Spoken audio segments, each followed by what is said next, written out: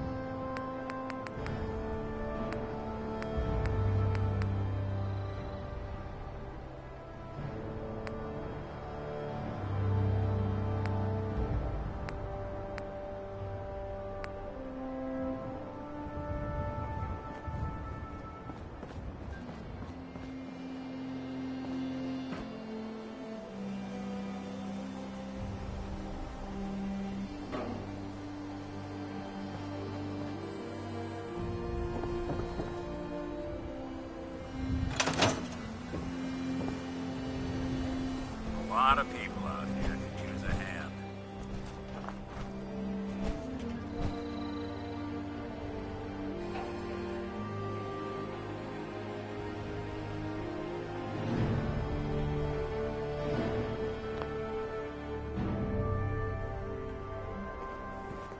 I should have done more.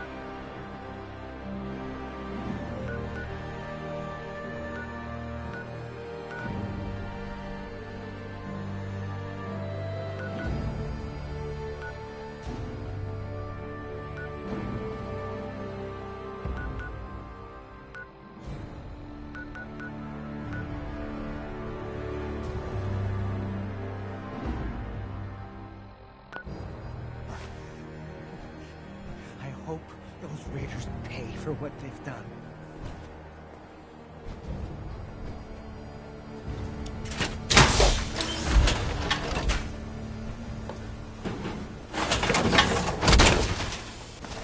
Always wondered what you'd look like as a robot. Not too shabby.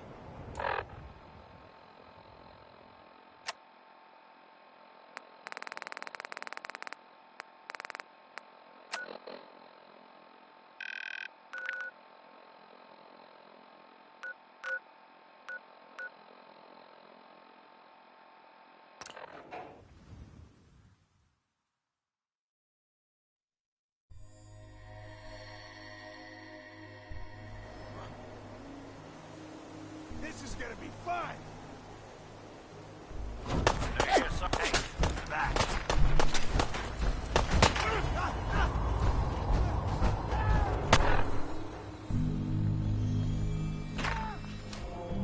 A lot of my cases deal with common. I prefer not to join them.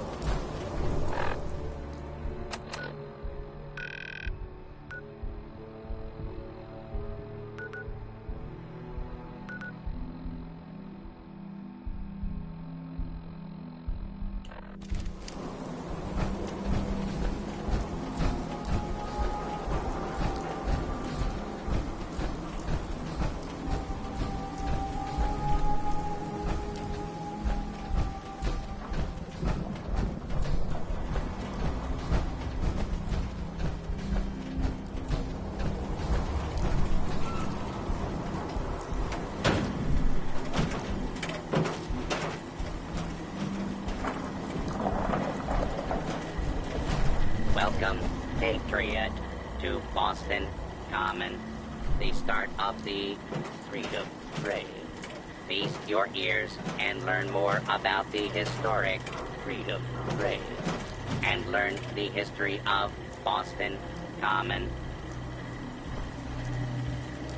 You're a tour guide? Error. Response not recognized. Welcome, Patriot, to Boston Common, the start of the Freedom Trail.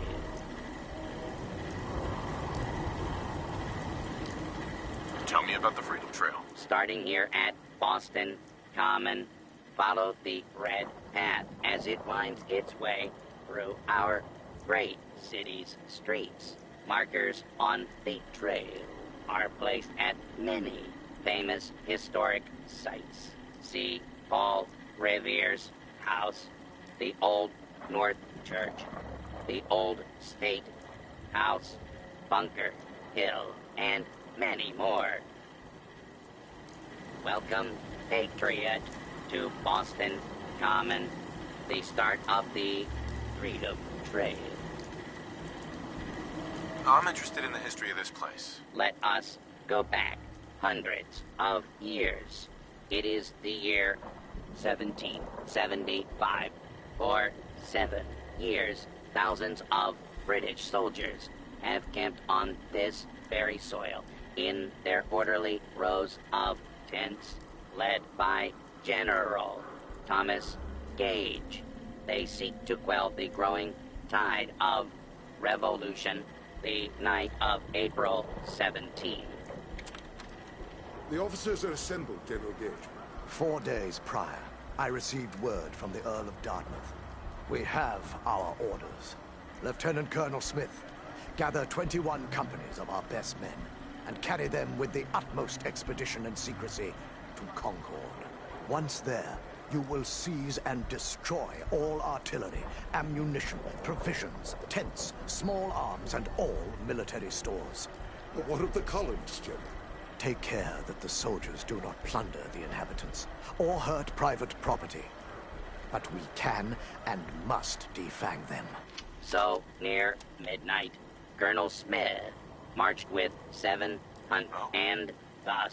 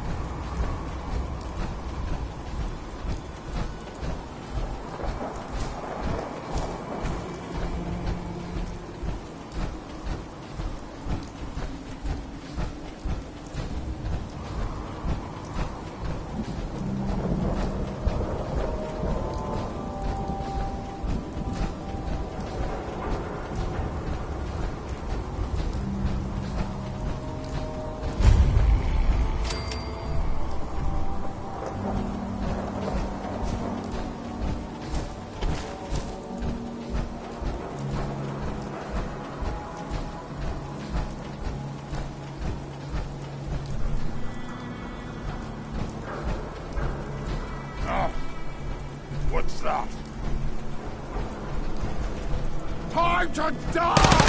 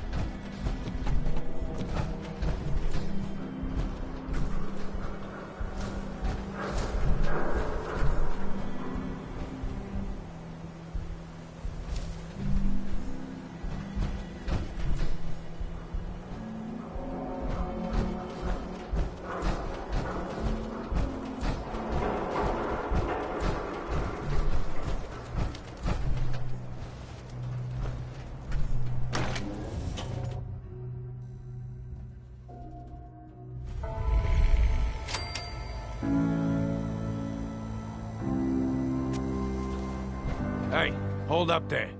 First time in Good Neighbor? You can't go walking around without insurance. Insurance? That's right. Insurance. Personal protection, like. You hand over everything you got in them pockets, or accidents start happening to you. Big, bloody accidents. Whoa, time out. Nick Valentine makes a rare visit to town, and you're hassling his friend here with that extortion crap? Good to see you again, Nick. Hancock? What do you care? He ain't one of us. No love for your mayor, Finn? I said let him go. You soft, Hancock. You keep letting outsiders walk all over us. One day, there'll be a new mayor. Come on, man. This is me we're talking about. Let me tell you something. Why'd you have to go and say that, huh? Breaking my heart over here. You all right, brother?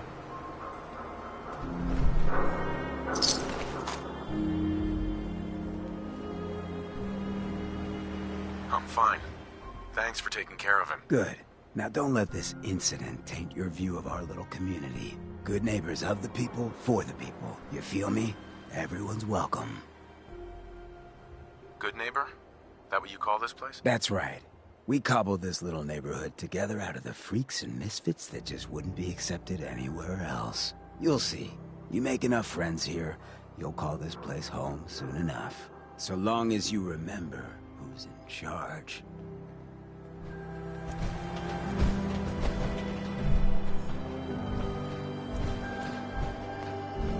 Hey.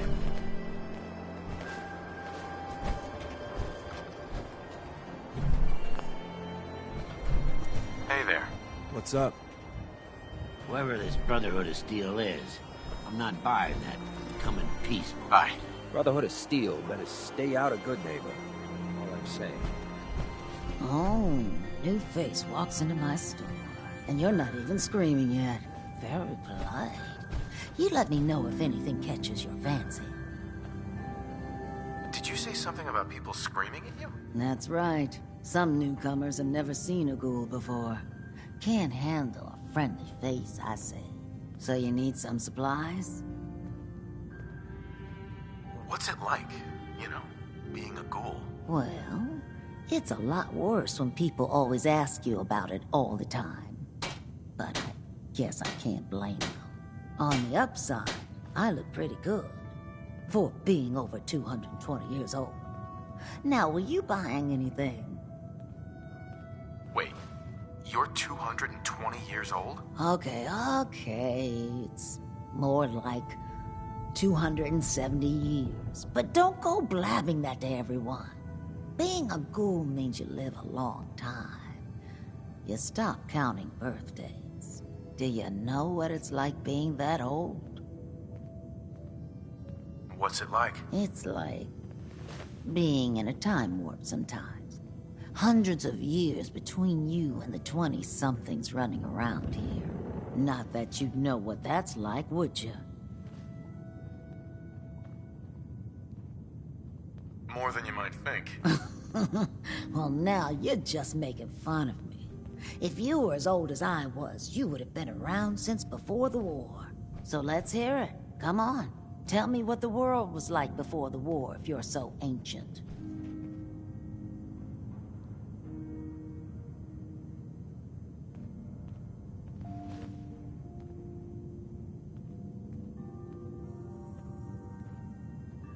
It was pretty much what we have now, just with less rust. Yeah, that's true, isn't it? Well, you're either the most well-preserved ghoul I've ever seen, or you're the second best bullshitter and good neighbor. Ah! It's the truth. All of it. You know, if you haven't already, you should check out the Hotel Rexford. There's another pre-war ghoul hanging around there. Well, we should get back to business. What are you picking up? What kind of things do you sell? Oh, a bit of everything. Canned beans to chems. I try to take every weird bit of junk the caravans are willing to trade. So chances are you'll find something to your liking here. Ready to take a look? Let's see what you have. Everything's guaranteed to last. Until it doesn't.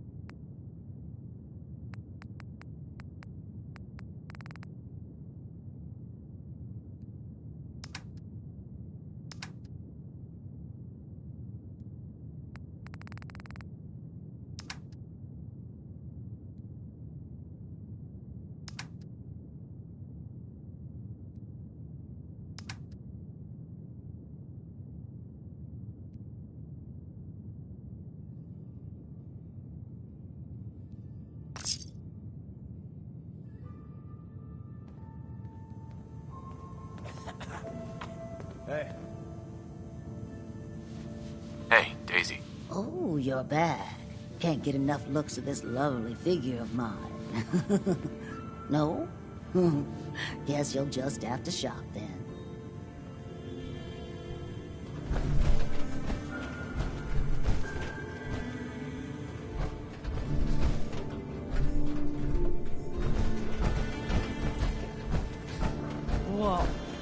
that is some armor. Check out those hydraulics. What's up? Well, hello. Everything here is guaranteed to injure, maim, or kill at your discretion. Except me. I only kill when I want to. Who? What are you? I'm a woman, baby. Can't you tell? Oh, of course you are. It's just all those metal plates. You're a robot, right? A very womanly robot? Designation Assaultron. Designed to provide a variety of security-related tasks to the modern man. Runtime conclusion. Why work for the man when you can work for yourself? New designation. KLEO. Cleo. Fully independent small business owner. Robot enough for you, smooth talker? Now what are you buying? You're an Assaultron? That's what my makers called me. But as far as I'm concerned, I'm a woman. And I run a store that sells very large guns. So what'll it be? So what kind of weapons do you have? Anything that can kill a man, I sell. Except suicidal depression. That is unfortunately not packageable. Now, are we doing business? Maybe later. Come back when you're ready to go all the way.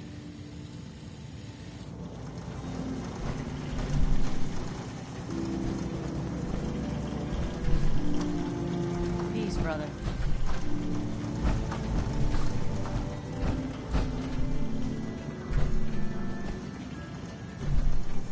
Wake up, Commonwealth.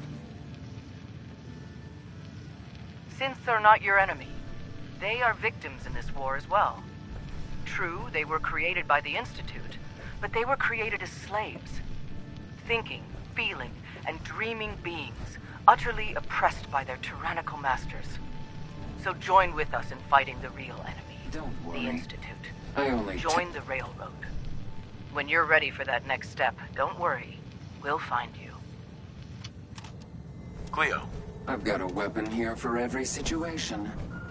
Hunting, protection, cold-blooded murder, hot-blooded murder. Sure. Let's take a look. Murder and mayhem at a discount.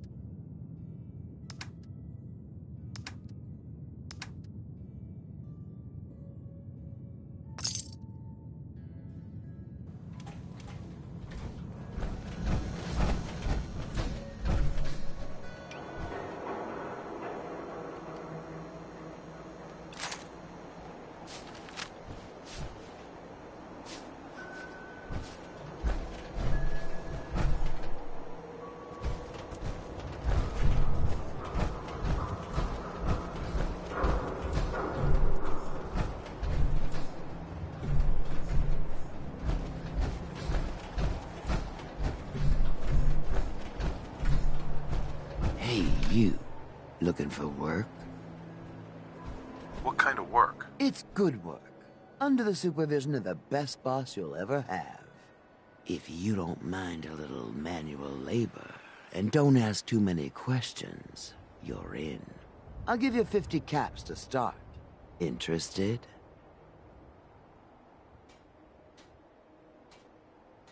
I'm gonna need more to go on here. There's a project I'm working on. A big one. One that could get me into lots of trouble if the wrong person finds out. So a little discretion is called for.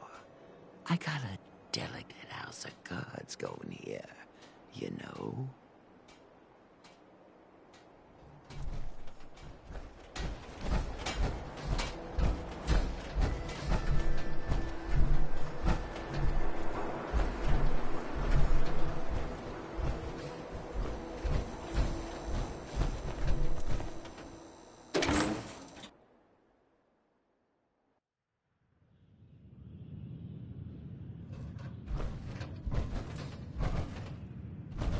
Hey there. Hancock says newcomers are welcome in the third rail. Go on in.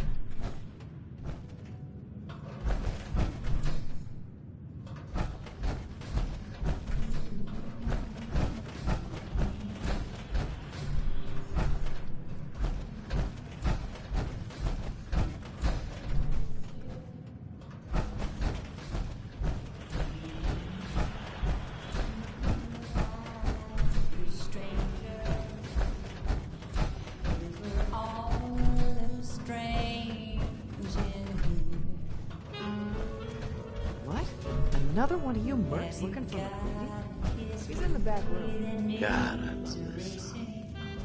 Huh? Oi, we got beer.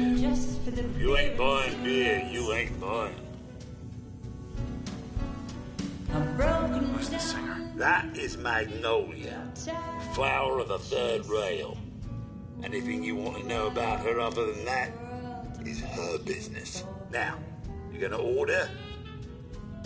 The third rail. Is this your place? What? Nah, God. Place is Hancock's. Old Charlie just keeps the floor clean and drinks dirty. So, you buying or what?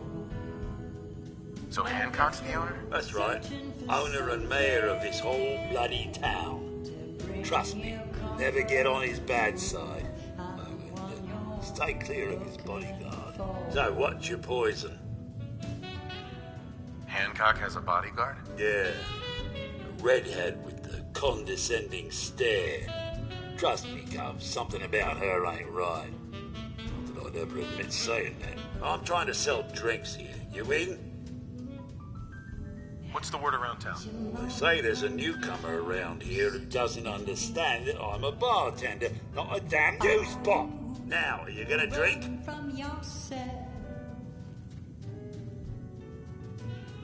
I'll take a look, sure. Don't have more than you can handle.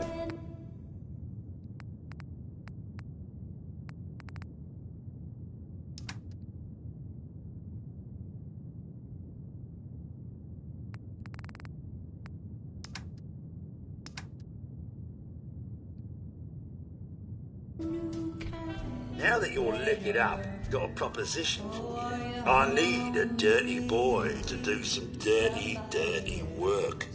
Blood on the pavement, bodies in the ground, that kind of thing. Interested? I want to hear the details first. I got a certain anonymous client who's paying top dollar for a clean-up job. 3 locations. Everyone inside. No witnesses. Only catch? It's all in town. The old warehouses, so I can't use my regulars. Too noticeable. That's where you come in. The job's 200 caps. Payment after it's done. And don't worry, I'll know when it is. I don't do work unless I know who's paying the bills. All right, Gov. Not like it's a big secret who I represent. Mayor Hancock is fronting the caps. Internal political struggle. You know how it is. Look, it's nothing you need to be concerned about. Just clear out the warehouses and get paid. Simple. Nothing to That's say? right, good neighbor. I'm the one you're looking for. We'll be right back after a short break. Excuse me, miss. What's the matter, handsome? Don't tell me you didn't like the song. I've never heard that song before. Who wrote it? I did. Everything I sing is an original. Now, there's something special about you, isn't there? Don't tell me. Let me guess. Ah, of course. It's those powerful muscles of yours. My, I could get used to looking at those. So what brings a man like you to my part of town? What do you think? We're all trying to forget something, are we? I think you and I are gonna get along. So it's my turn to answer questions, right? What can I do for you?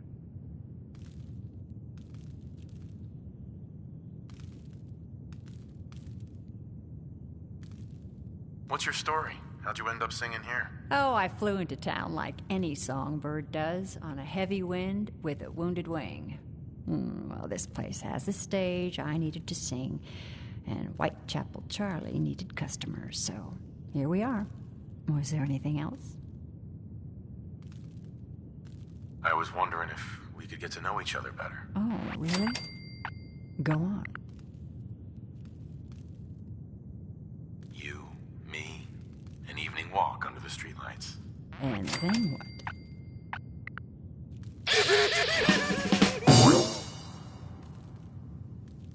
Music. I knew you were something special, all right. Let me get my coat. Yeah. Let's get out of here. Let me get my coat.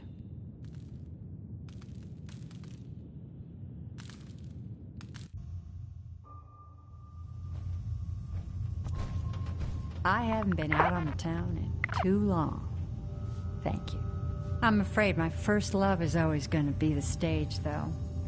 I hope you understand. I just can't get too attached. I'll see you around, good neighbor. When I'm up there singing, I'll be thinking of you. Magnolia. I'm sorry. I have to go. You take care.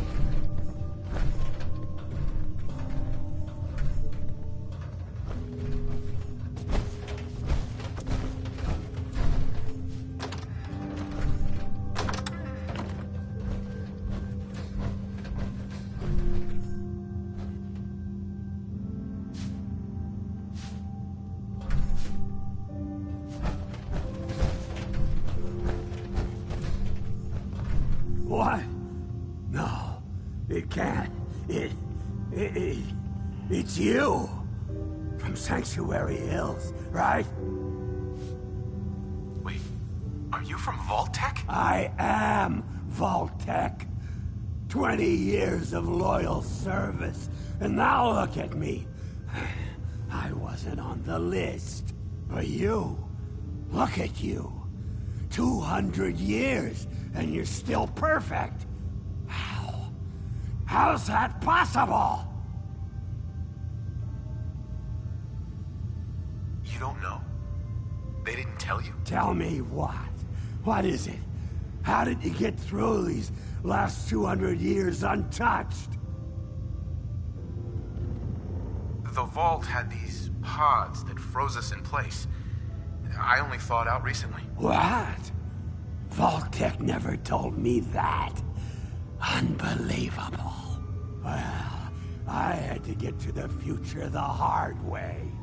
Living through the filth, the decay, and the bloodshed. Look at me. I'm a ghoul. A freak.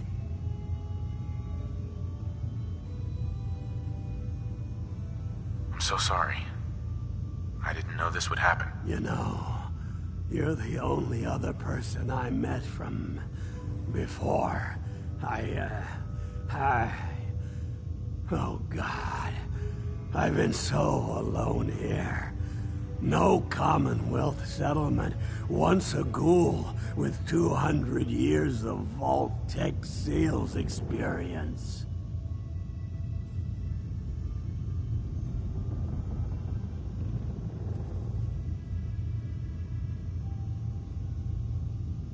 Hey, you know, you could head back to Sanctuary. I'll come visit. I promise. Really? You will? Okay.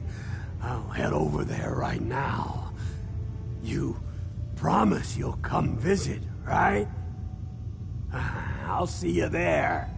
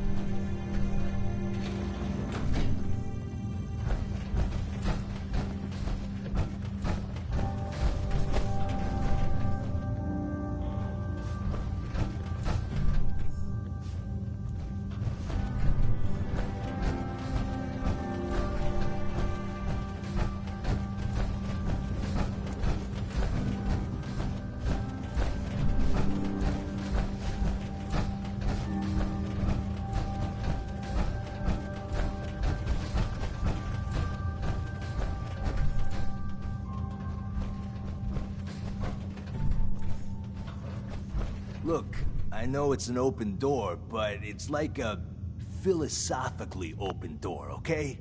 Get the hell out. What's up, Murawski? You want a room? Claire runs the desk.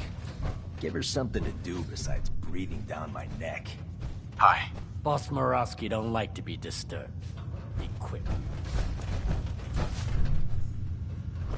I just clean up around here.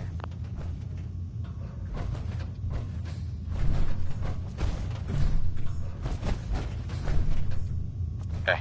Oh man, someone new! You need some Jet, man? Homebrewed, reasonable prices? What's Jet? You don't know? It's the best. It just hypercharges everything. Like you got the speed of 10 men in one inhaler. What other kinds of chems do you have? Well, you got your medicinal shit, Rad-X and Rad-Away for radiation sickness. Hey, do you think that's why they call it Rad-X?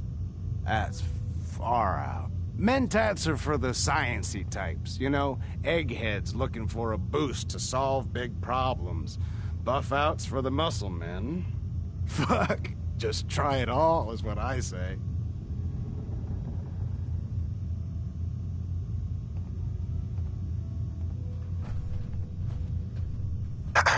Before you even start, let's skip to the point. We have rooms, one room specifically. Payment due up front.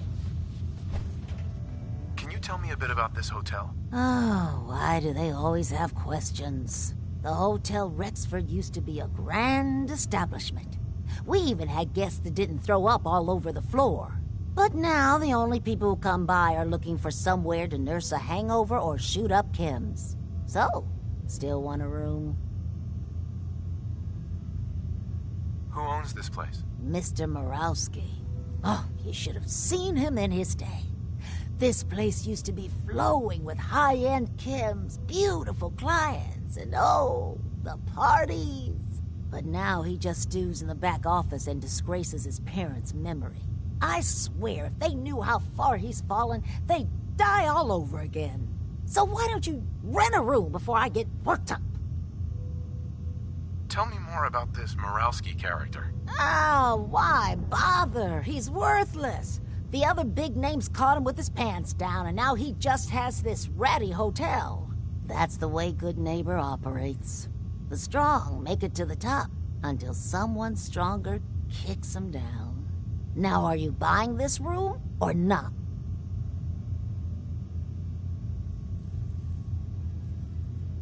Tell me a bit about yourself, Claire. I have been working in this hotel for over 40 years, and this is not how I imagine spending my retirement.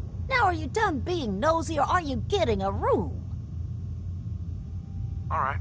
Here. The room is on the top floor. When you come to the hallway, it's the last one on the right.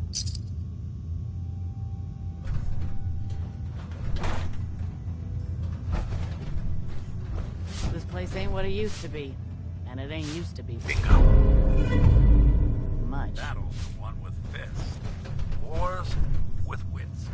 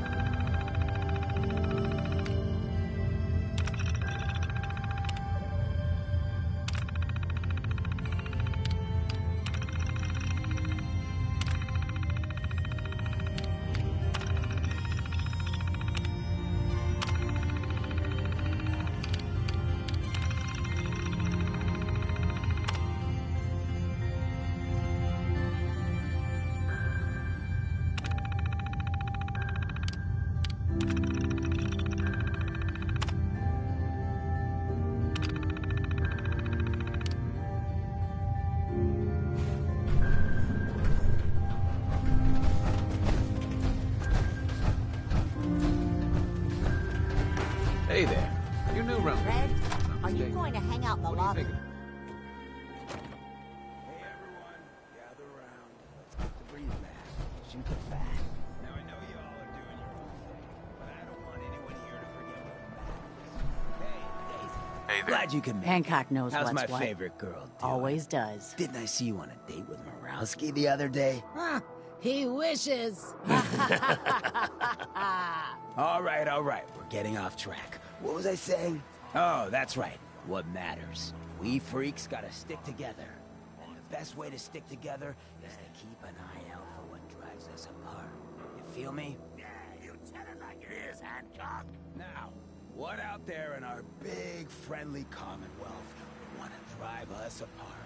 What kind of twisted, unneighborly boogeyman would want to hurt our peaceful community? That's right. Who said that? Coming up to my office later. You've earned yourself some jet. The Institute. They're the real enemy.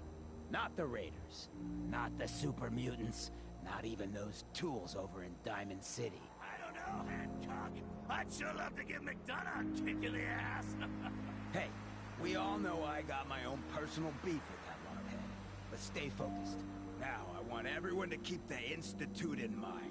When someone starts acting funny. When people are doing things they don't normally do. When family starts pushing you away for no reason. We all know who's behind that kind of shit. And the only way to stop it is to stick together. They can't control us if we're not afraid. Now, who's scared of the Institute? Not us. And which town in the Commonwealth should the Institute not fuck with? Good neighbor. And who's in charge of good neighbor? Hancock. Of the people, for the people.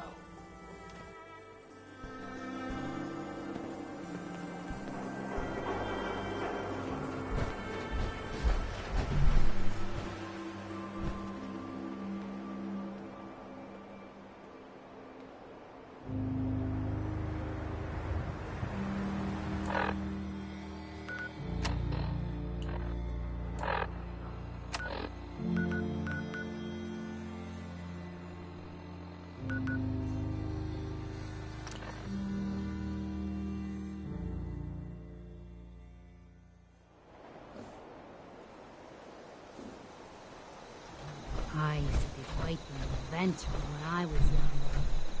Now these old bones just can't keep up.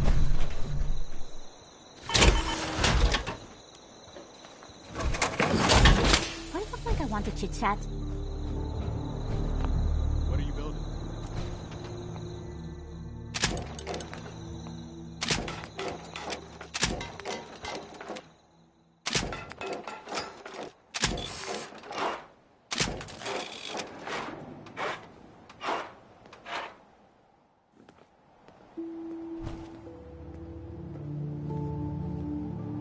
Hey.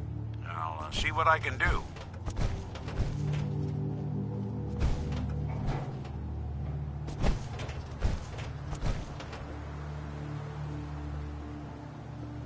Over here. Good plan.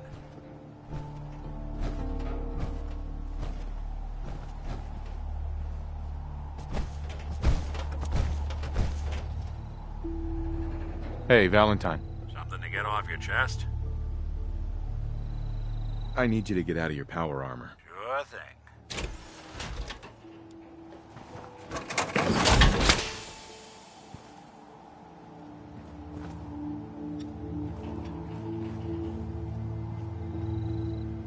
Hey. Got that Med-X? Fuel for the site?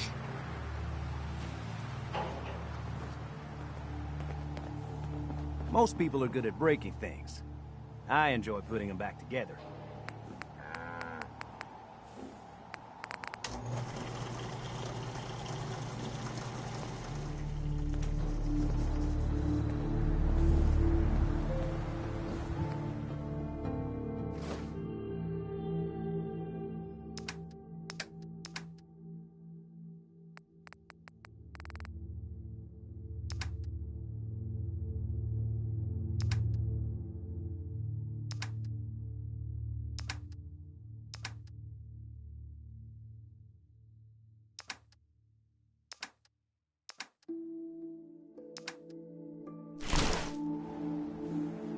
You'll find what you're looking for. I know it.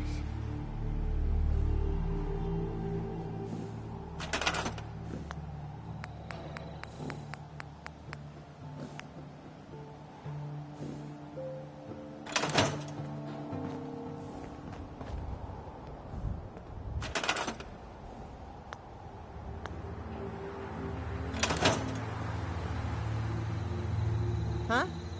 Hey, Carla. Need to pick something up? Route's pretty long for...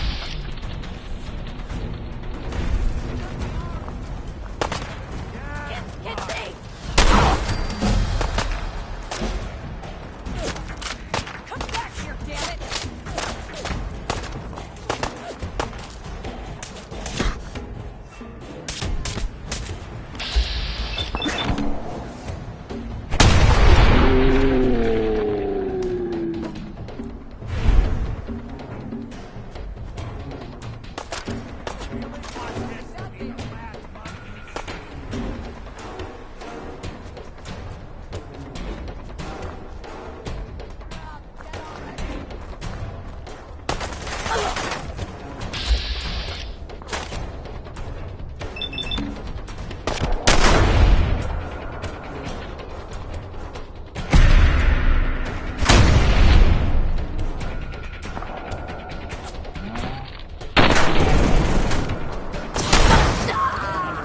us again.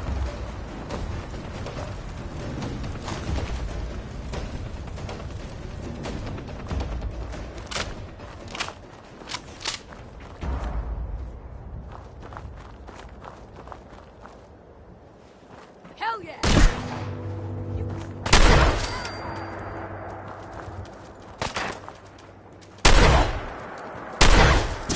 You even break a sweat. Not that it's an option.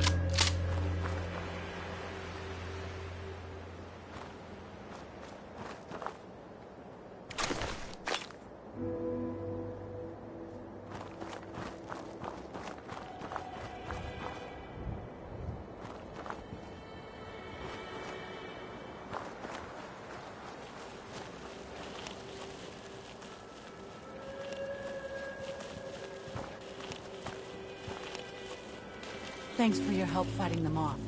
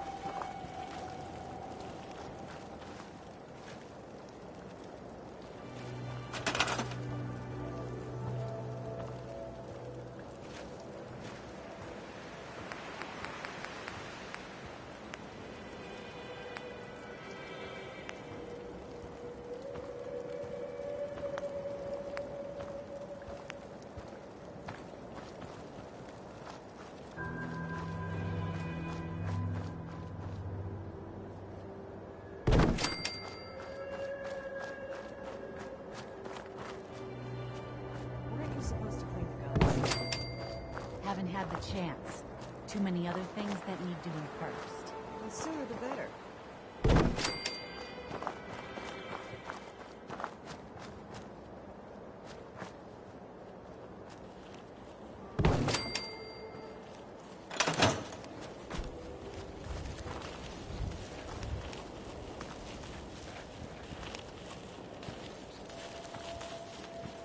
Thanks for your help, pal.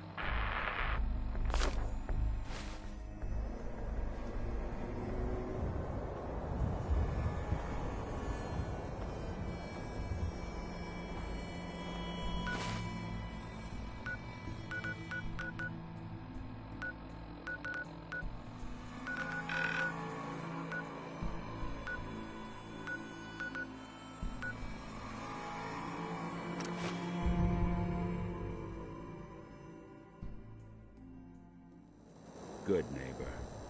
Lowest place in the Commonwealth. Everything not nailed down rolls through here at some point.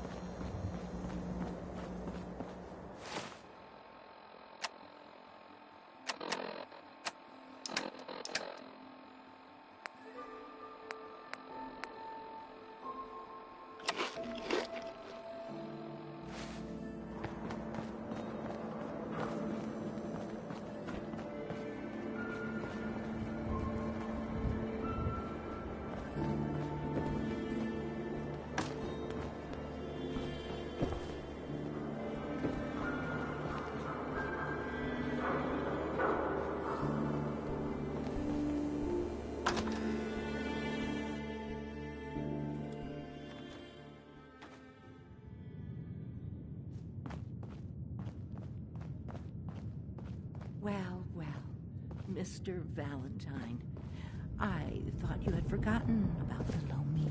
May have walked out of the den, Irma, but I'd never walk out on you.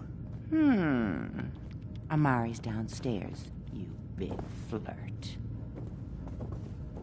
Here for Amari, she's downstairs. Irma. Whatever you and Nick are up to, I don't need to know. Just don't let the big metal softy hurt himself. All right? You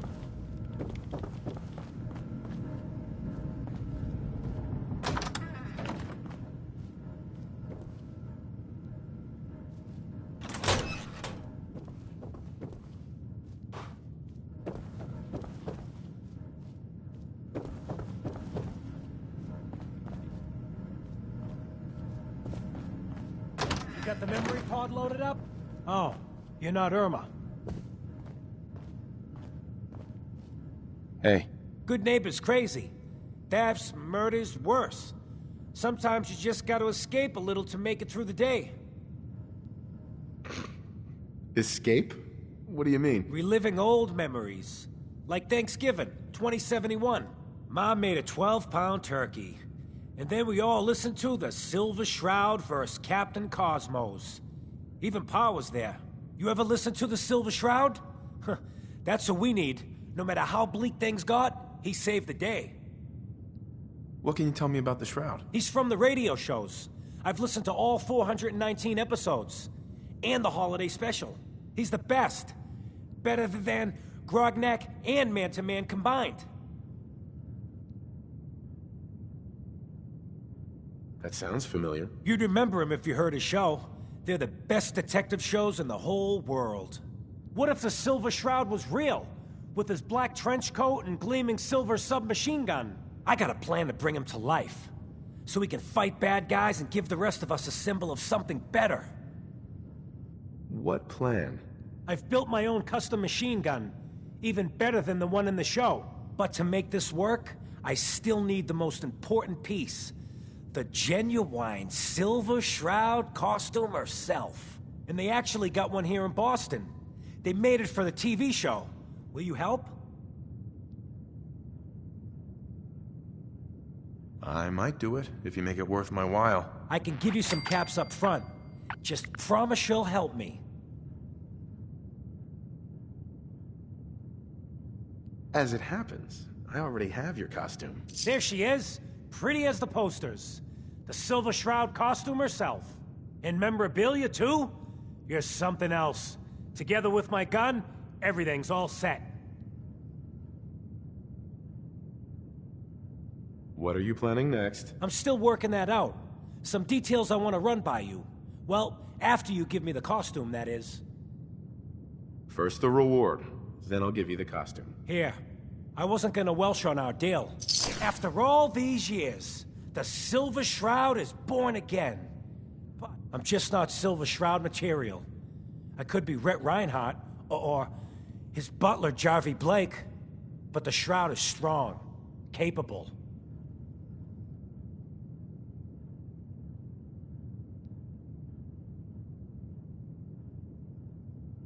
What happens to the suit? Oh, I have an idea who should wear it. You up for being a Silver Shroud? You're just like him. Except you probably haven't been in a blimp shot down by mobsters. Why me? No one else would help me find the costume. Even though it sounds crazy? You kid. The whole world's fallen. Fallen hard. We gotta fight to make the place better. So you in? Looks like I get to be the Shroud. The costume and gun are yours. So you patrol Good Neighbor's streets, and I'll call in any crimes on my radio station.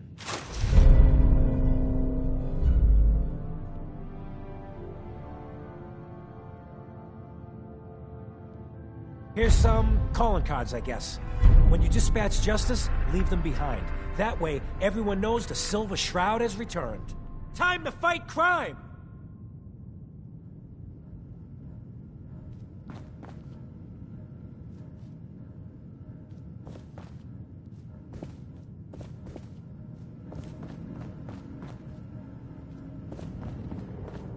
Don't let Nick spend too much time with Amari down in that lab of hers. I'll start to get jealous.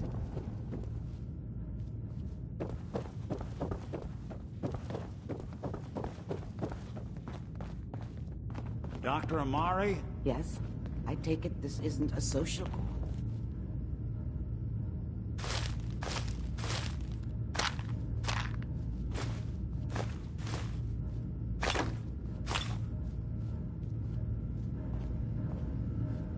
There we go.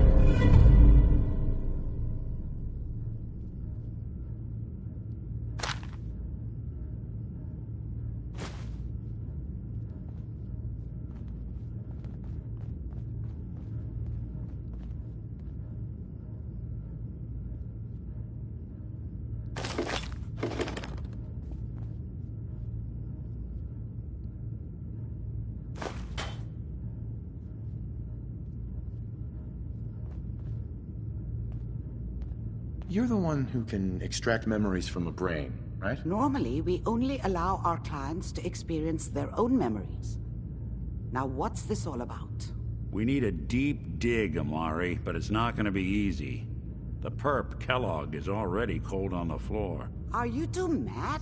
Putting aside the fact that you're asking me to defile a corpse, you do realize that the memory simulators require intact, living brains to function.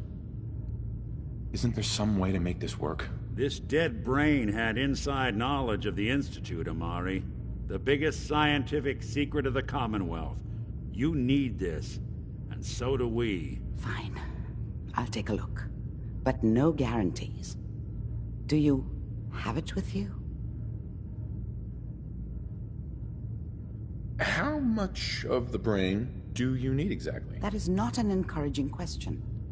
I suppose I'll have to make do with whatever you can find. Here's what I could find. What's this? This isn't a brain. This is... Wait. That's the hippocampus. And this thing attached to it? A neural interface? Those circuits look awfully familiar. I'm not surprised. From what I've seen, all Institute technology has a similar architecture. Nick's an older model synth. Is he compatible? That's exactly what I was thinking. If we are lucky, it should hook right in. But even if this works, Mr. Valentine would be taking on a tremendous amount of risk. We're talking about wiring something to his brain. Don't worry about me, Amari. Let's do it. You really think this'll work, Nick? No idea. But we got a missing kid on the line. That's worth the risk. Whenever you're ready, Mr. Valentine, just sit down. If I start cackling like an old grizzled mercenary, pull me out, okay?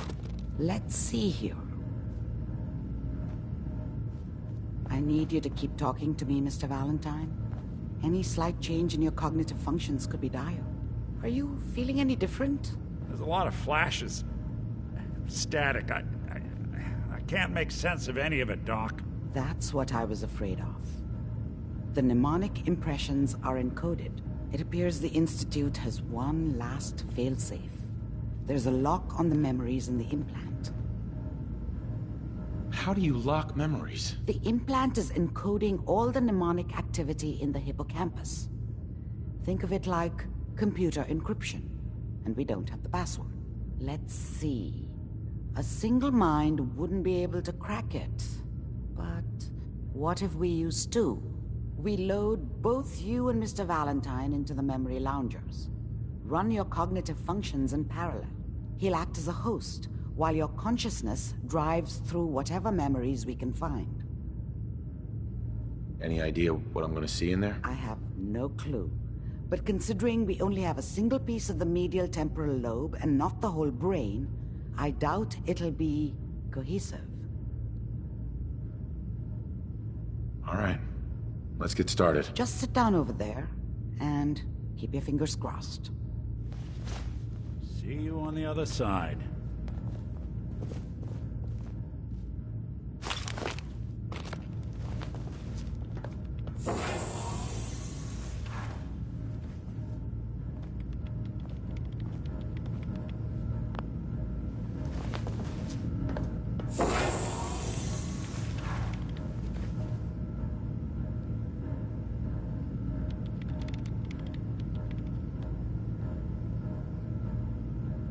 Initiating brainwave migration between the transplant and the host. Mnemonic activity coming from the transplant. It's degenerated, but it's there. We're going to load you into the strongest memories we can find. They might not be stable. Just hold on.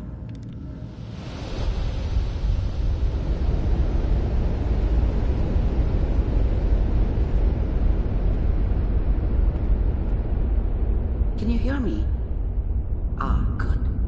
The simulation appears to be working, although the memories are quite fragmentary. I'll try to step you through the intact memories and hope we find one that gives us some clue to the Institute's location.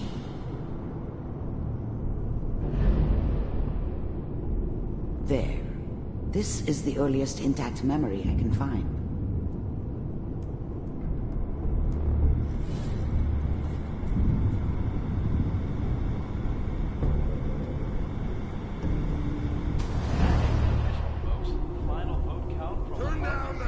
Remember, you are experiencing these memories as Kellogg. This may prove disorienting at first. I was such a dummy back then. What did I know about how the world worked? I think now she wanted me to kill him. I should have. Instead, I ended up running away. I told myself I wanted to find somewhere out from under the thumb of the NCR and all their rules. But really, I was running from the guilt of not protecting her from Dad. Yeah, it doesn't matter now, though. Mom knew how it was. She wasn't soft, but she loved me in her way. And she protected me from Dad. That cost her more than a few beatings. I never knew what happened to her after I left. I didn't want to know. Not then.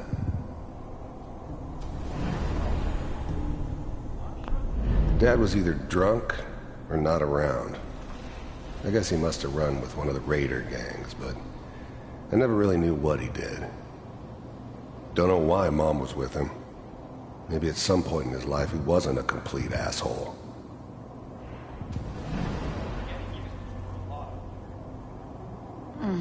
What a joke.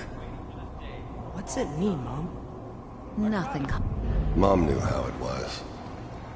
She wasn't soft, but she loved me in her way. And she protected me from Dad. That cost her more than I was such a dummy back then. What did I know about how the world worked? This doesn't seem to be what we're looking for. I think now she wanted me to kill him. There appears to be another intact memory close to you Instead, in the temporal I ended up running away. There. I told myself I wanted... The thing about happiness is you only know you had it when it's gone. I mean, you may think to yourself that you're happy, but you don't really believe it. Focus on the petty bullshit or next job or whatever. It's only looking back, by comparison with what comes after, that you really understand That's what happiness felt like.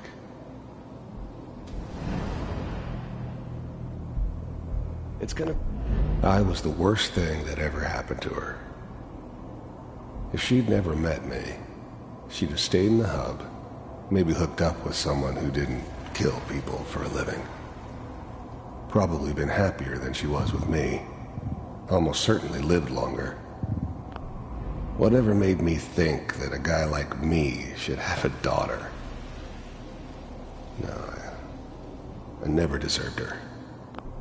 I thought San Francisco was my chance to start fresh.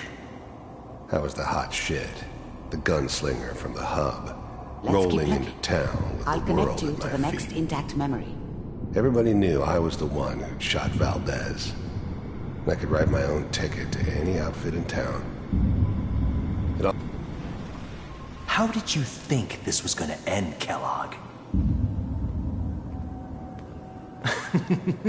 You thought you could just fuck with us, and we wouldn't fuck with you? Just so you know, they died like dogs. And you weren't there to help them.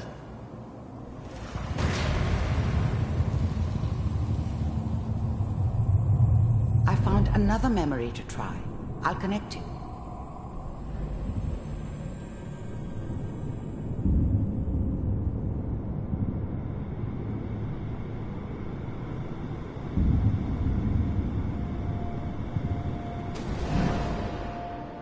Mind if we sit down? Suit yourself.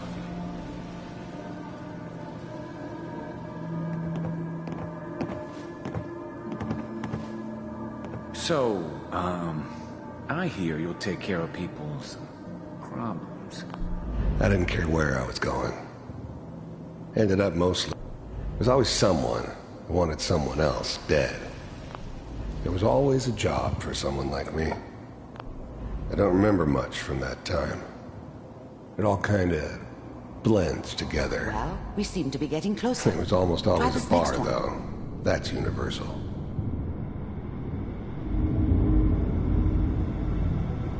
Mr. Kellogg, I'm glad you decided to meet with me. I finally ended up in the Commonwealth. I kinda ran out of road. Plus, I'd come to terms with life. I wasn't gonna be stupid enough to get mixed up with caring about other people again. The first synths weren't all that impressive. I'm good, but I'm not that good. But the Institute... So, you're with the Institute? First synths weren't all that impressive. You heard all sorts of rumors about the Institute. But I figured they were just a convenient boogeyman for anything bad that ever happened.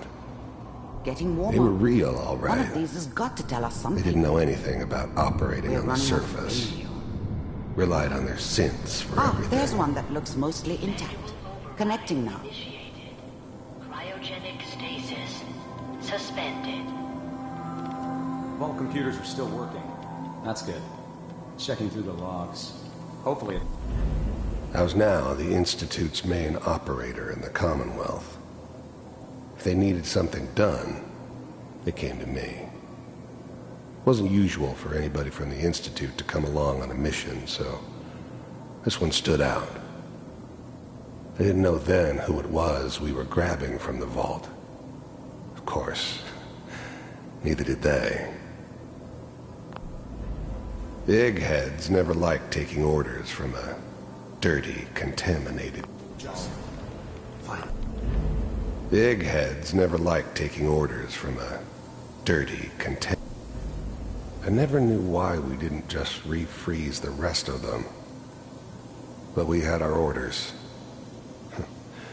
Guess the old man didn't want so many loose ends. Pod C6. Down the hall near the end. I never knew why we didn't just refreeze the rest of them. But we had our orders. Guess the old man found didn't want another so many intact loose memory. ends. Whenever you're ready. Too bad he left alive the one person he shouldn't have. Is that your His whole son? setup in Diamond City This was appears part to of be some the very elaborate recent memory. plan of the old man's. Good news, I think. Seems obvious now that we were bait for our friend from the vault. Timing couldn't have been an accident. It's not how the old man works. It wasn't my idea to settle down with the kid in the middle of Diamond City. I thought it was a terrible idea, actually.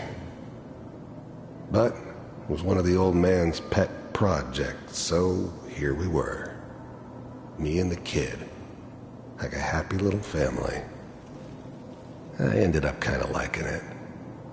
A reminder of what my life might have been if things had turned out differently. But there's no going back. I knew it was just temporary. It'd be back to normal business before too long.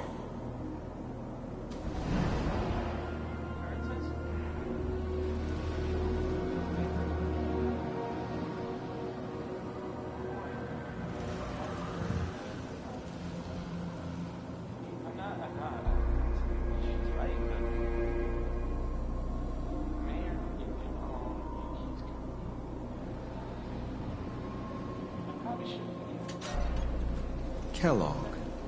It's okay. One of these days you're gonna get your head blown off just barging in here like that. Minimizing my exposure to civilians is a priority. Forget I said anything. So what's the big crisis this time? New orders for you. One of our scientists has left the Institute. Left? As in? He's gone rogue. Name's Dr. Brian Virgil. We know he's hiding somewhere in the glowing sea. Here's his file. Wow. The new breed of synths could easily pass as human. Some of them did. But the coursers, they weren't built to blend in. They were killing machines, pure and simple. Smarter, stronger, and faster than almost any real human. I'm just glad they were always on my side. Some heads are gonna roll for this. Capture and return, or just elimination? Elimination. He was working on a highly classified program. No kid. One of the top bioscience boys? Damn. So, I guess you're taking the kid back with you. Affirmative. Your only mission is to locate and eliminate Virgil. You're taking me home to my father? Yes. Stand next to me and hold still. Okay.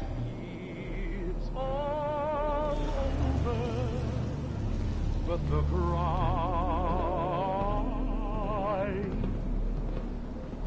and I can't get over.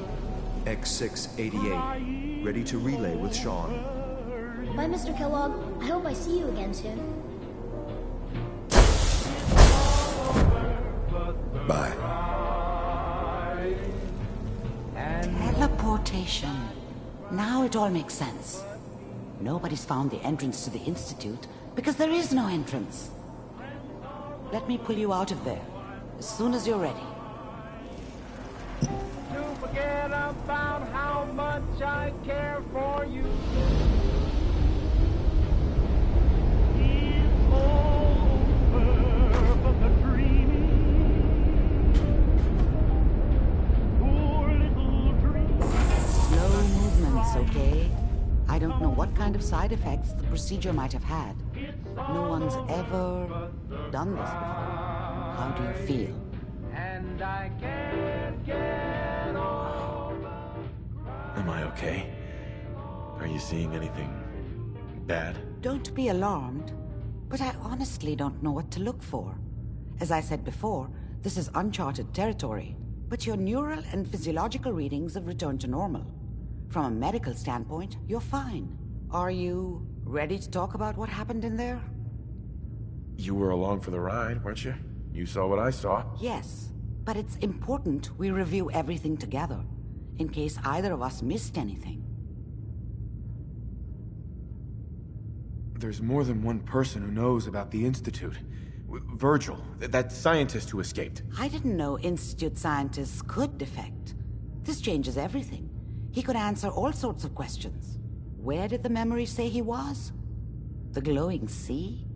That can't be right. No one would risk going there, not even to hide. Why? What makes the glowing sea so dangerous? The name says it all. Radiation. So much that nothing there could possibly live. Nothing pleasant. Navigating radioactive hazards is nothing new, but the glowing sea can kill a man in seconds. That's why it doesn't make sense. Virgil fleeing into that hell. The exposure alone. That's why he's there. To make the Institute think twice about following him. That must be it. He's using the radiation in the glowing sea like a shield, or a cloak, a way to throw them off and be at an advantage. If Virgil found a way to survive there, you'll have to do the same. If you're going to follow him. How do I fight that much radiation, Doctor? There are chemical compounds. Rad-X, Radaway. You'd need as much as you could carry. Maybe more. A sealed environment suit would be great, if you could find one. Or maybe one of those suits of power armor? That would be perfect. Oh, I'm going in naked. Fingers crossed I get superpowers. I know you're joking, but as a doctor, I feel obligated to remind you that unprotected radioactive exposure will only kill you. Dead. D-E-A-D. So be sure you find a way to get through there with your life intact. And good luck. By the way, I unplugged Mr. Valentine first. Removed the implant while you were waking up. He's waiting for you upstairs. Amari. Be careful of the radiation. The glowing sea isn't a place to be caught unprepared.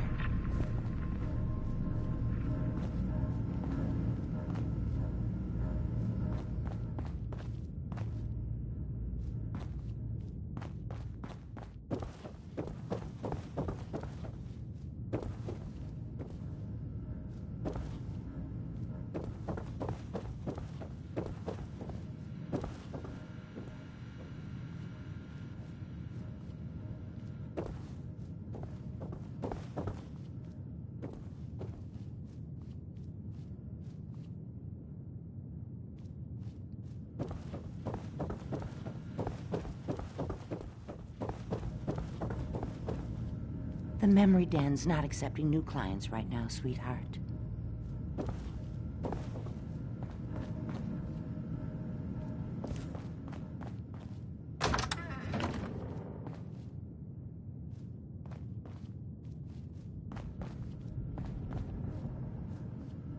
Nick. Hope you got what you were looking for inside my head. I was right. I should have killed you when you were on ice. What did you say? What? What are you talking about? Wait. Were you just playing a joke on me? I guess that's for you to wonder, and for me and Kellogg's memories to know for sure. Anyway, I feel fine, so let's get going. We have to head into the glowing sea. Any advice? I'm a synth, so radiation isn't much of an issue for me, but an old suit of power armor might just be the guardian angel you're looking for. That, or you could buy up all the Rad-X and Radaway you can find from any chem dealer who's got it in stock.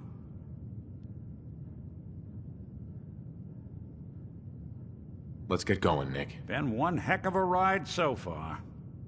Let's see where it takes us next.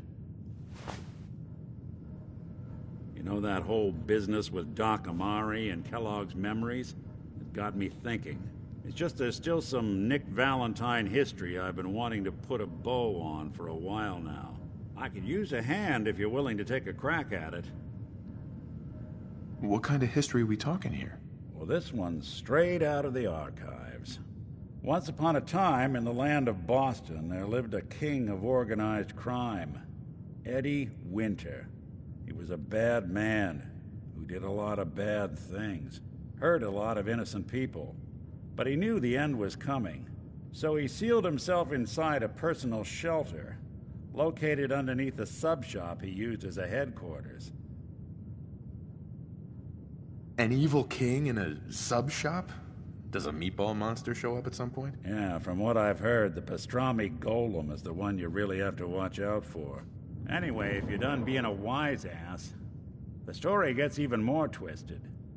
The arrogant bastard wanted to cheat death, live forever, so he could come out of that shelter someday into this brave new world. Sound familiar? Only Eddie didn't want to be a frozen banana. No cryo sleep for him, no. He invested his money in some sick, crazy radiation experiment.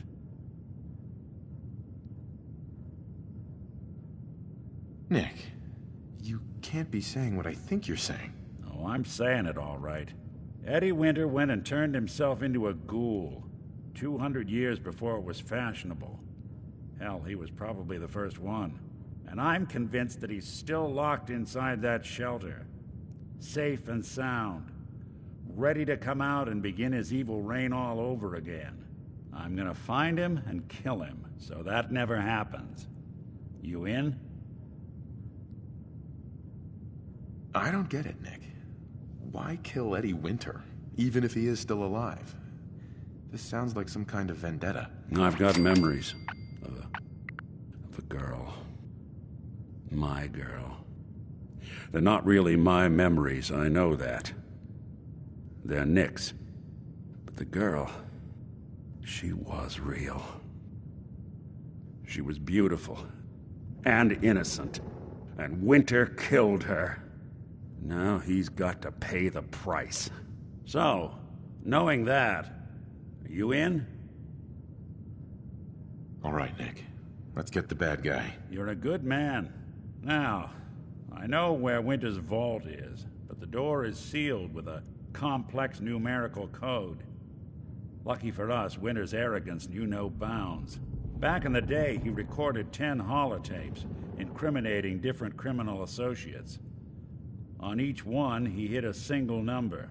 We find all of those holotapes, we get all the numbers. We get all the numbers, we get the code. And then we get Winter. I've been putting together a file on this one for a while now. There's a pair of holotapes in here worth listening to, including one of Winter's that I managed to snatch from the Cambridge Police Evidence Lockup before getting swarmed by ferals. My gut tells me the Boston Police Evidence Terminals are the key to cracking this one. It's probably worth paying a visit to any of the departments you might have stumbled across.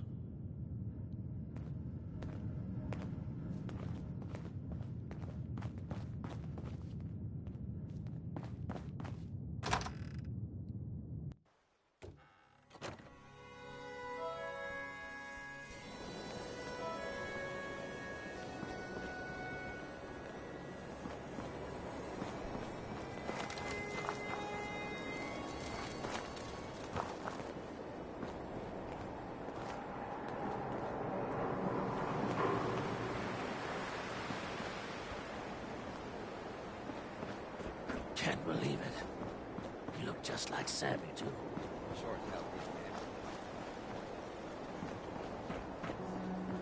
Unless you want to hurt him, move along.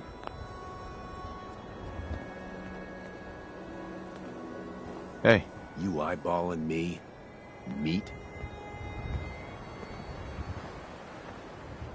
You eyeballing me? Meat?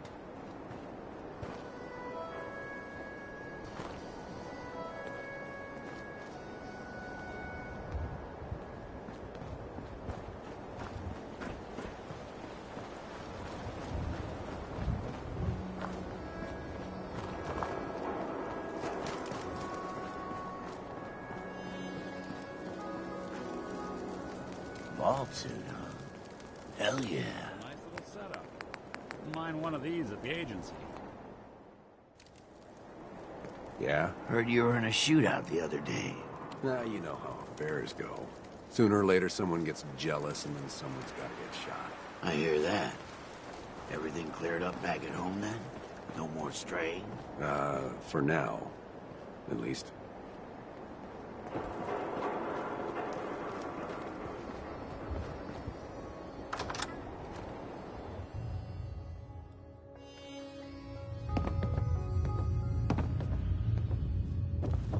Now, I've seen a lot of crazy stuff in my time, but a flying ship? Yowza.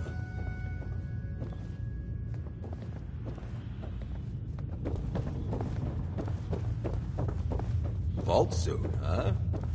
Classy. Yes?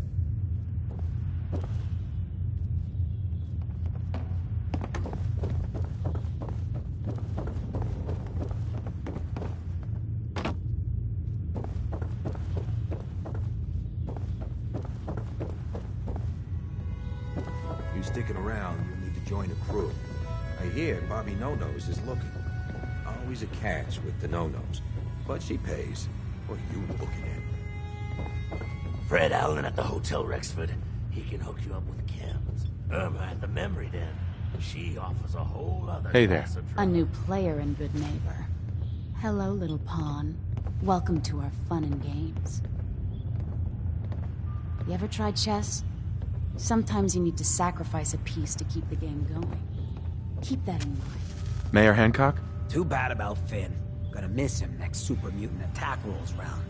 Oh well. What can I do for our newcomer? What's your story, Hancock? My favorite subject. I came into this town about a decade ago. Had a smooth set of skin back then. While I was busy making myself a pillar of this community, I would go on these, wild tears. I was young. Any chems I could find, the more exotic the better. Finally found this experimental radiation drug.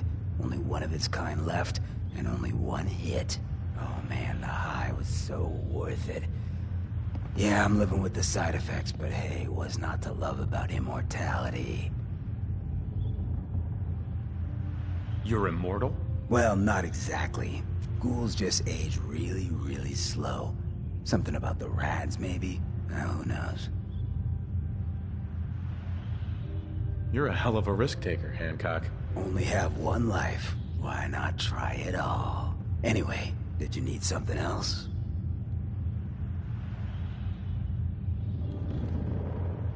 Did I hear you talking about the Institute? You like my little speech? I do it every once in a while in case they're listening in. I want those synth makers to know that Good Neighbor is off limits. No one gets replaced in my town. But hey, weren't we talking about your needs? What did you come here for? Why does the Institute replace people? Hell if I know. Mess with people's heads, control us from the shadows, or maybe they do it just because they can. No one knows where the Institute is, what kind of people they are, or why they've decided to engineer their own slaves. But there it is. Just to be clear, everyone's welcome in Good Neighbor. I don't care if you're a synth, ghoul, or even a super mutant, so long as you play nice. And let me tell you, synths still under the Institute's control don't play nice. Done talking about this. What else you need? Tell me more about this town of yours, Good Neighbor. It's all about the people, understand? They're freaks, misfits, and troublemakers, and that's why I love them. Everyone here lives their own life, their own way. No judgments. Now, was there anything else?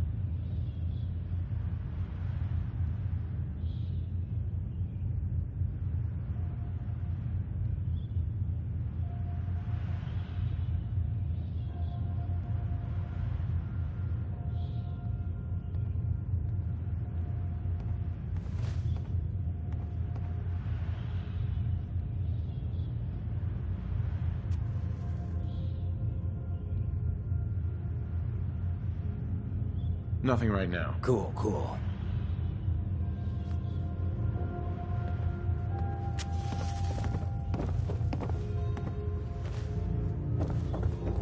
Hancock. He runs things here in Good Neighbor. Good man for the job. Fair and brutal. In equal measure.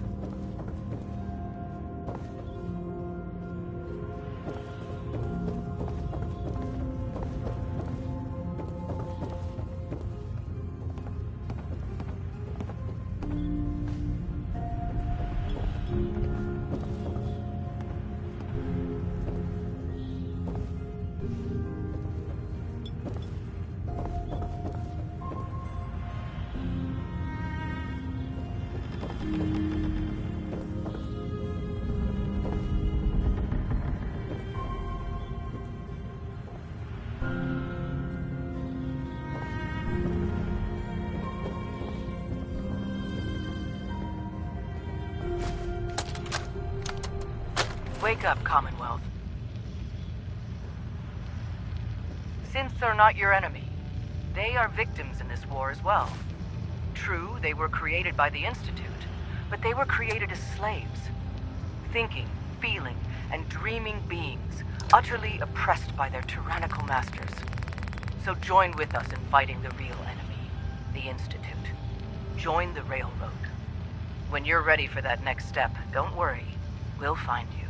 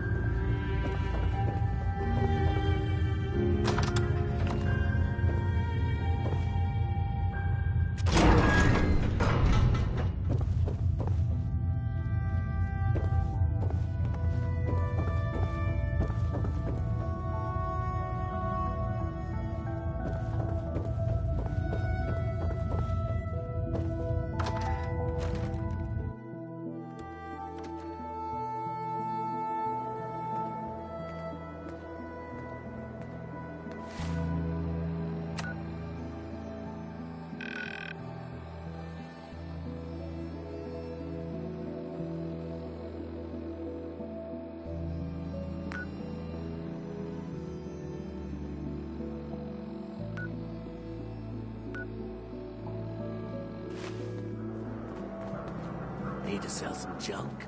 Head to Daisy's Discounts.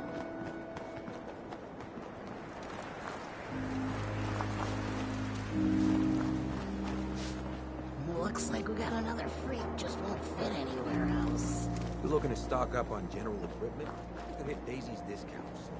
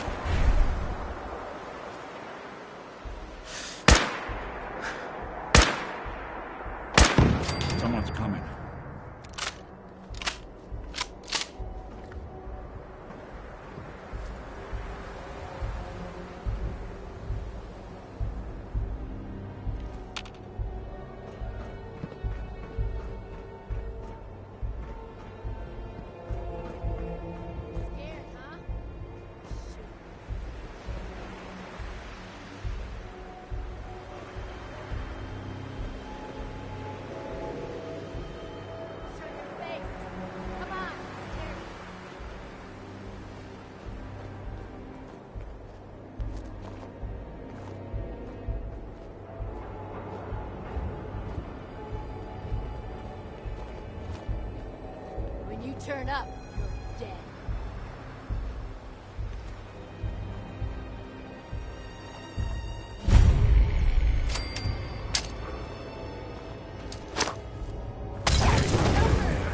Look who it is.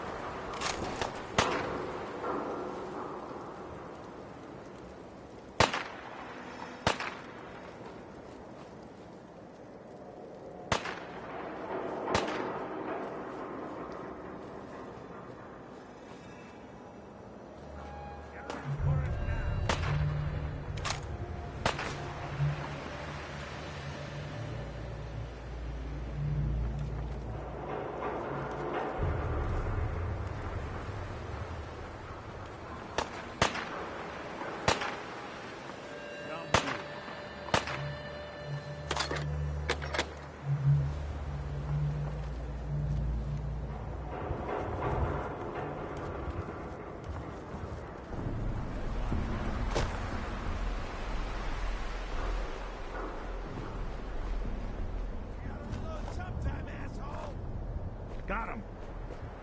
Really want this? I'm out!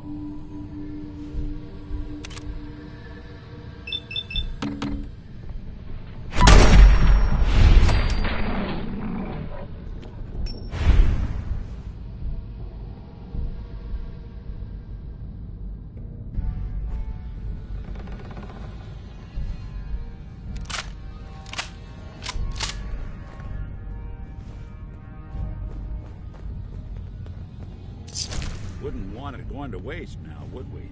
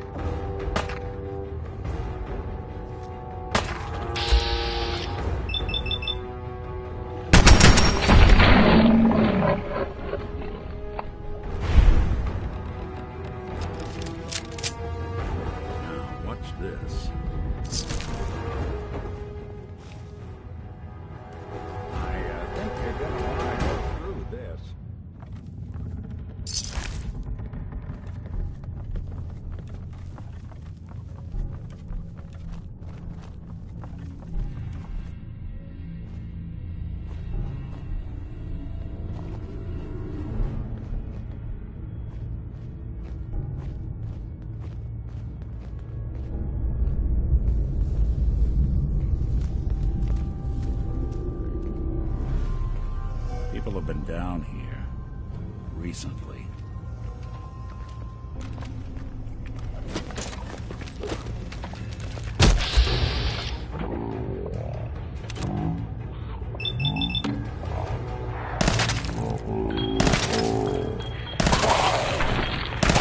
That's one way to get there.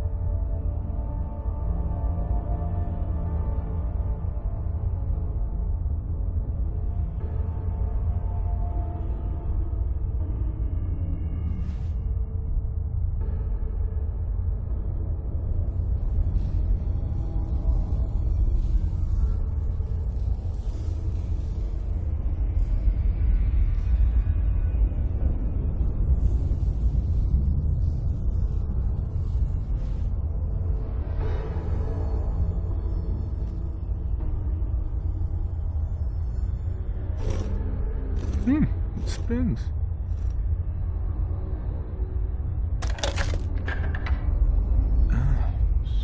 So it starts with R?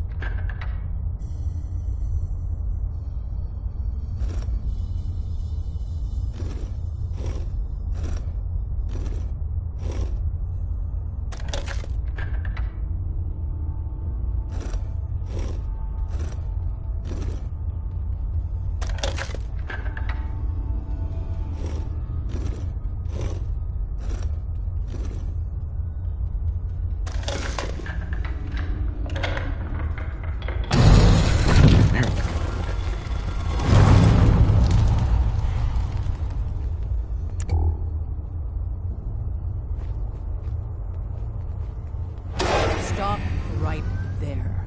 You went through a lot of effort to arrange this meeting. But before we go any further, answer my questions. Who the hell are you?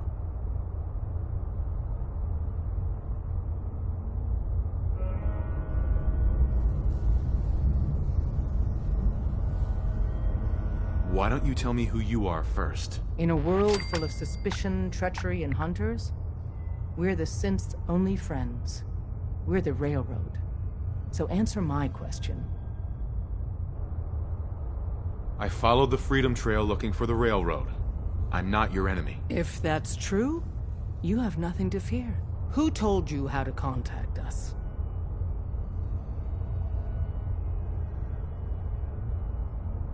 A reporter, Piper. She got a lead on you guys. I see. I'm Desdemona, and I'm the leader of the Railroad. And you are? Deacon, where have you been? You're having a party. What gives with my invitation? I need intel. Who is this? Wow. Newsflash, boss. This guy is kind of a big deal out there. Do we know each other? I didn't need to meet you to hear about you. You have made waves. Des, seriously, you haven't heard of him? He's the leader of the Minutemen. It seems like the whole Commonwealth is flying his flag. So you're vouching for him? Yes, trust me. He's someone we want on our side. That changes things. So, stranger, why did you want to meet with us anyway?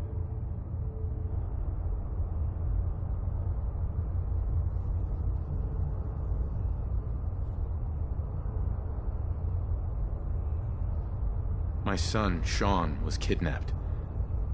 I'm looking for help to find him. Someone stole your boy? That's terrible. Do you know who did it? For your sake, I hope the Institute isn't involved.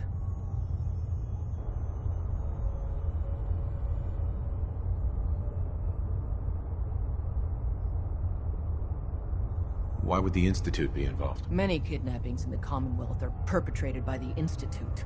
Why? Who knows? But I've never heard of them taking children. So hopefully they're not involved. I'll have Deacon look into this. If anyone can find a lead on your boy, he can. If we're going to be dealing with you, I need to make sure we're on the same page. You know what a synth is, right?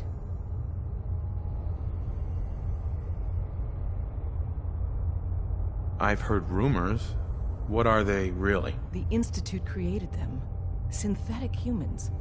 They're mostly organic. Part machine. Somewhere along the line, they became more than just constructs. They think, they feel, and they act just like you and me. The Institute treats synths as property, as tools. Why does the Institute treat them that way? They're playing God, tinkering with things they don't fully understand. From that lofty vantage, it's easy to deny their creation's very humanity. Go on. So we seek to free the synths from their bondage.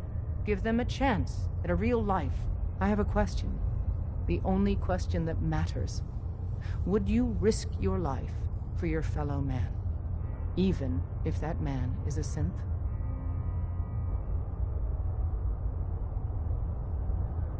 Could you elaborate? Answer with your gut on this. Your heart. If you had to put yourself in danger to save a synth, would you do it?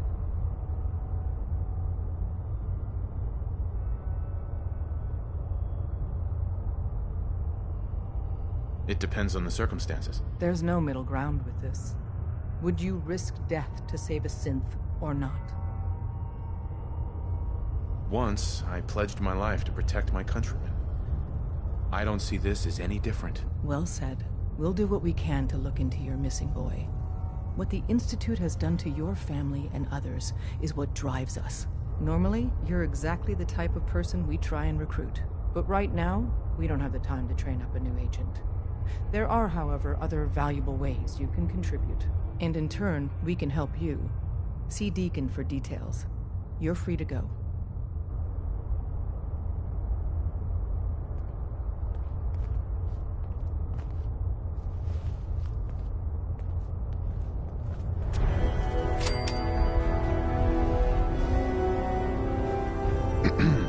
Saw some of your work along the trail. Not bad. For a human, that is. For a human?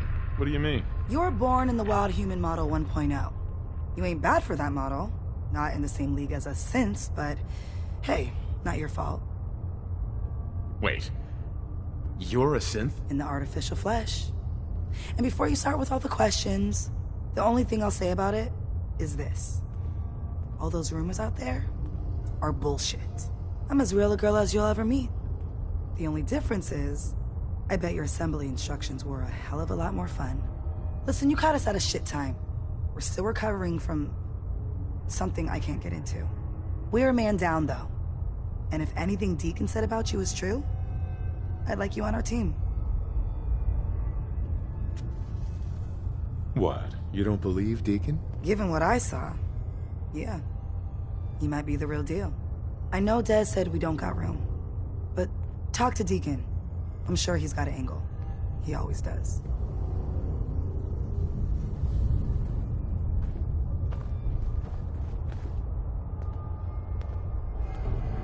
Hey, Deacon. Hope you didn't mind the reception. When you tango with the Institute, you gotta be careful when someone new gets on the dance floor. Do you really have to be so cagey? Seems charm's at a premium down here. The precautions are necessary. In our business, if we underestimate our enemy's capabilities, it's game over. But it's all good now. I vouched for you. Nobody got shot. Still, I would consider it a close personal favor if you didn't sell us out to the Institute. Thanks. So tell me, why did you vouch for me? In our little outfit, it's my job to know things. And with everything you've done, it's clear you're capable. A dangerous enemy. And I'm betting a valuable ally. But why the trust? You can't be taking it all on faith. I don't know if we can trust you, but I hope we can. We just survived a hell of a crisis, so we may just be a teeny-weeny bit desperate for new members. If everything was sunshine and bottle caps, we'd probably play a longer getting-to-know-you game, but we don't have that luxury.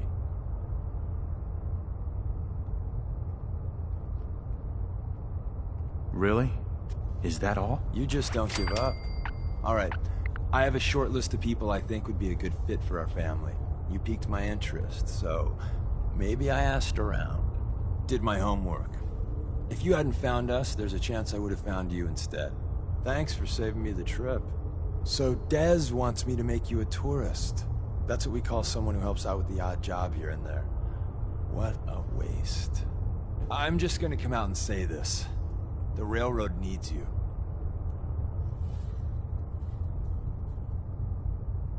You sure you need me?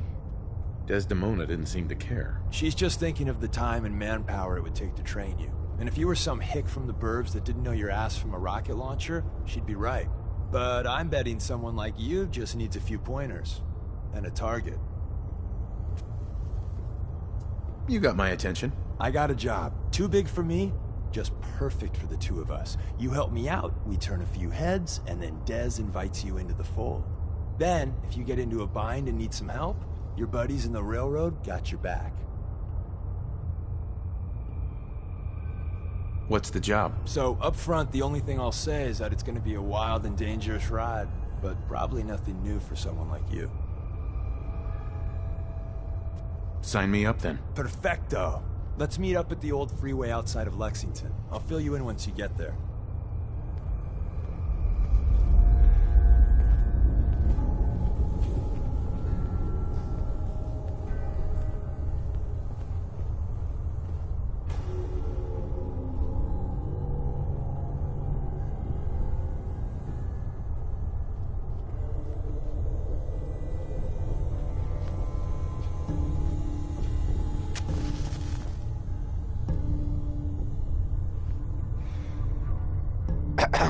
You didn't see anything suspicious coming in, right?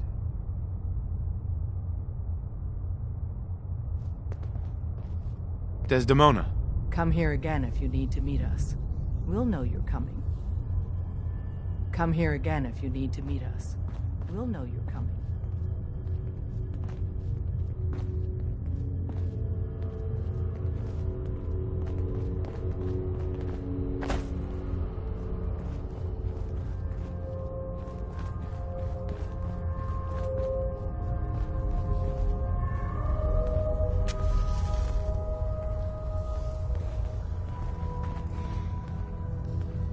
Hey, Glory. After you leave, I get to do a full security sweep before you can get out of here, too.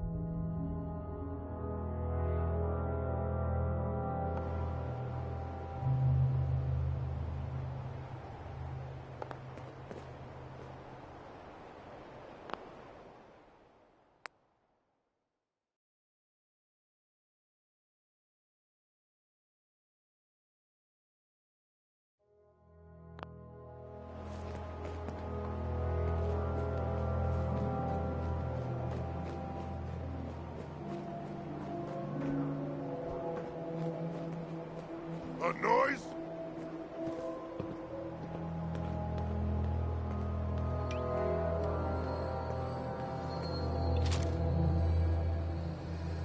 Stupid noises. I hear something! I hear something! I found you!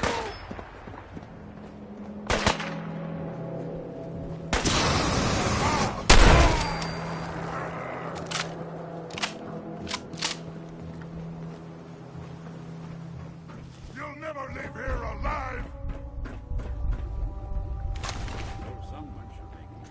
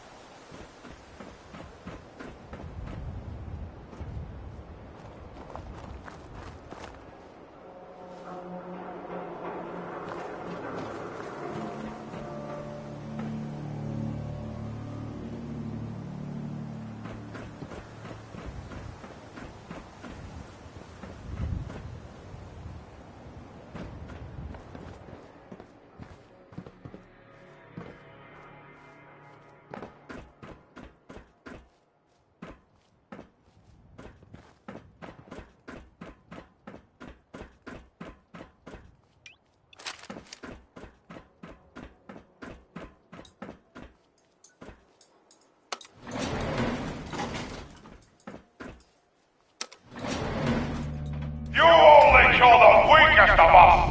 It only makes us stronger. If they cannot kill one puny human, they are less than nothing. You fight well for a human. Now die like one. My warriors are waiting for you.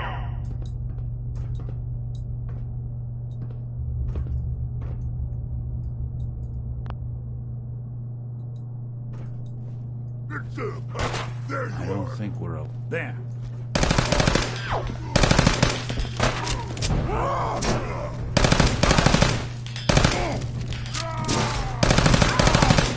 You'll pay for that!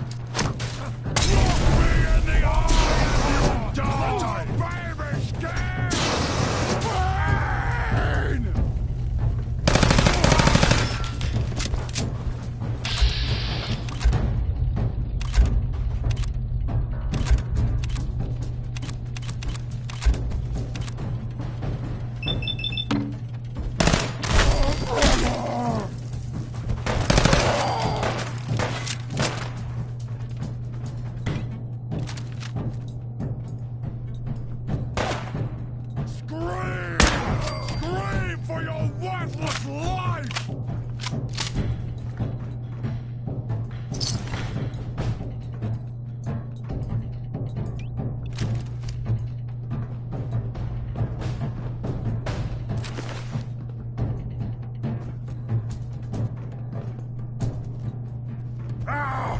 Face me, you coward!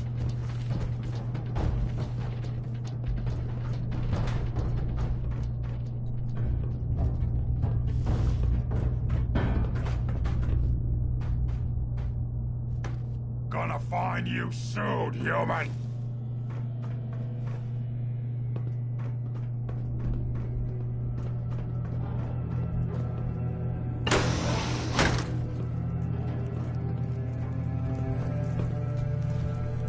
I'll wear your guts around my neck!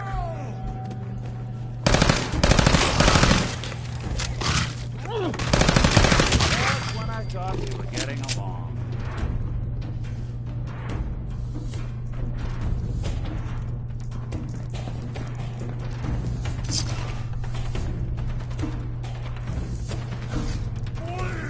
Bleed and die!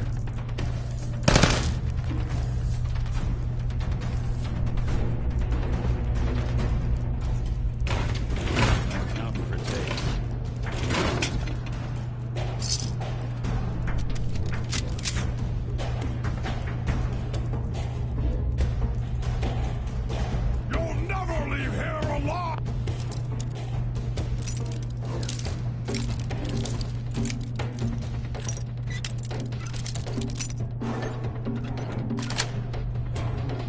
Nice.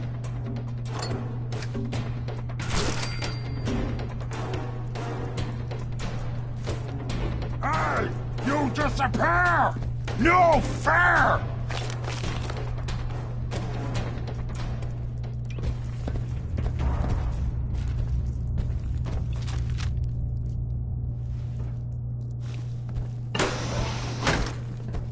I can smell you out there, little sneak! Hell, you!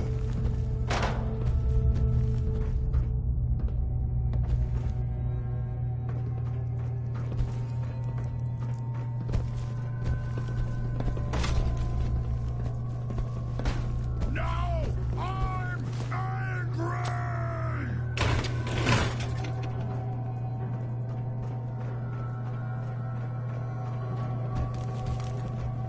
Human! You fight almost as good as a super mutant! Maybe we will put you in the cage with Strong and Rex! Stupid little man!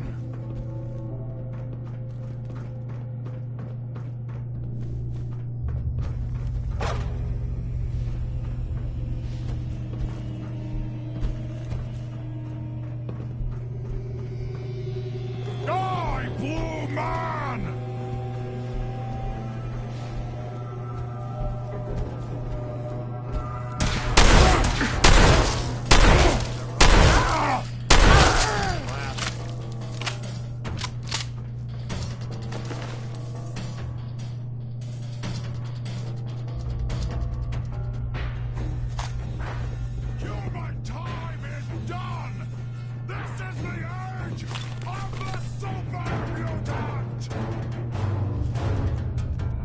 you go?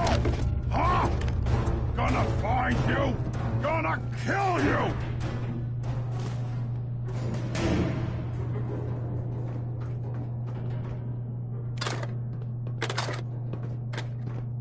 Yeah, human.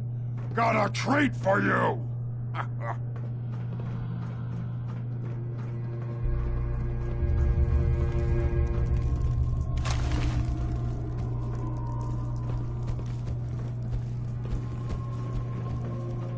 Gonna find you soon, human!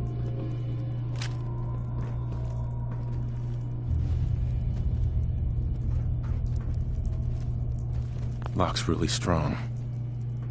I wanted a fight! Oh! What's that? What's that?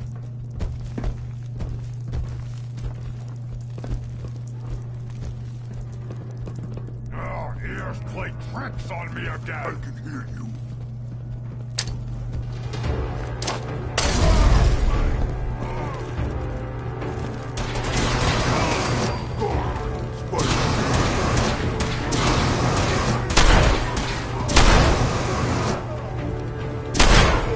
Bothering anybody now?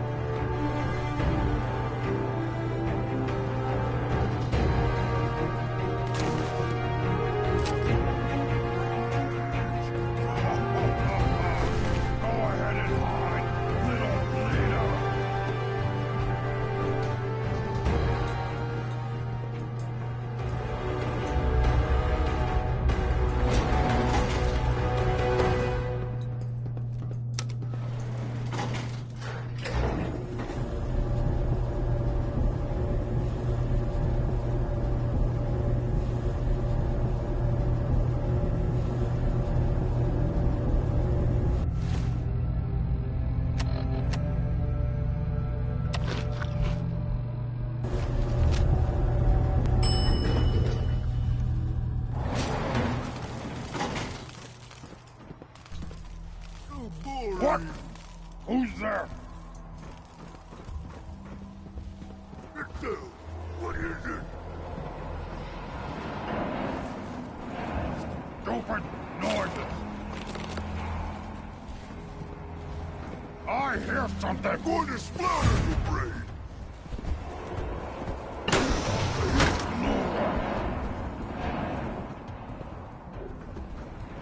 Just stand still. Ah, Jared stuff.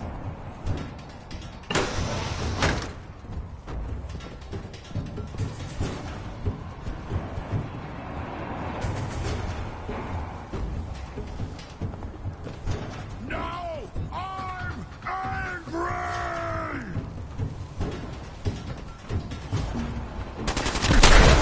These are the super mutants.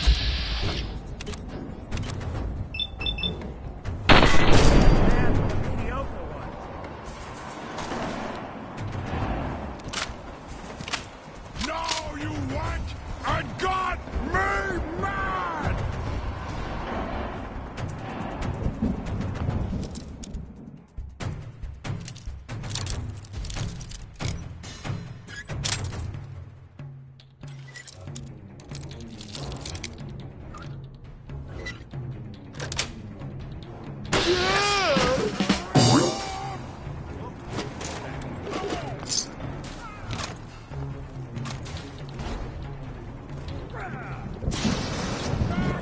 Smashing!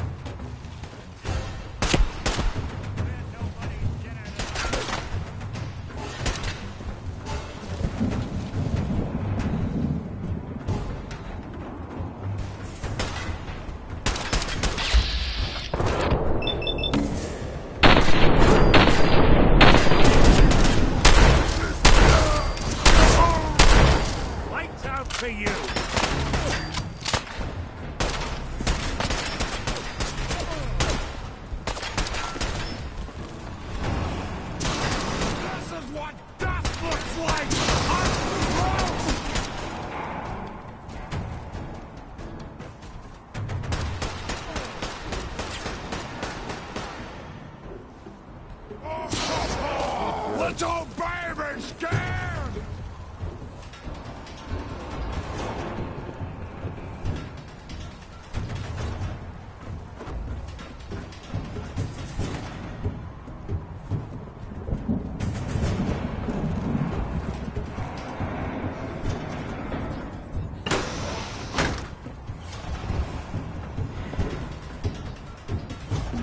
This is no game, human!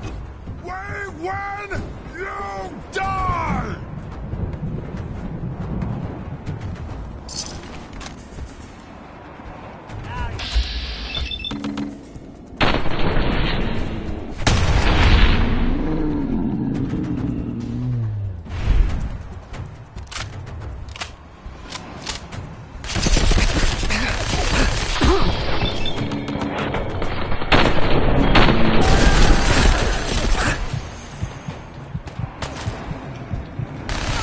You'll never leave here alive!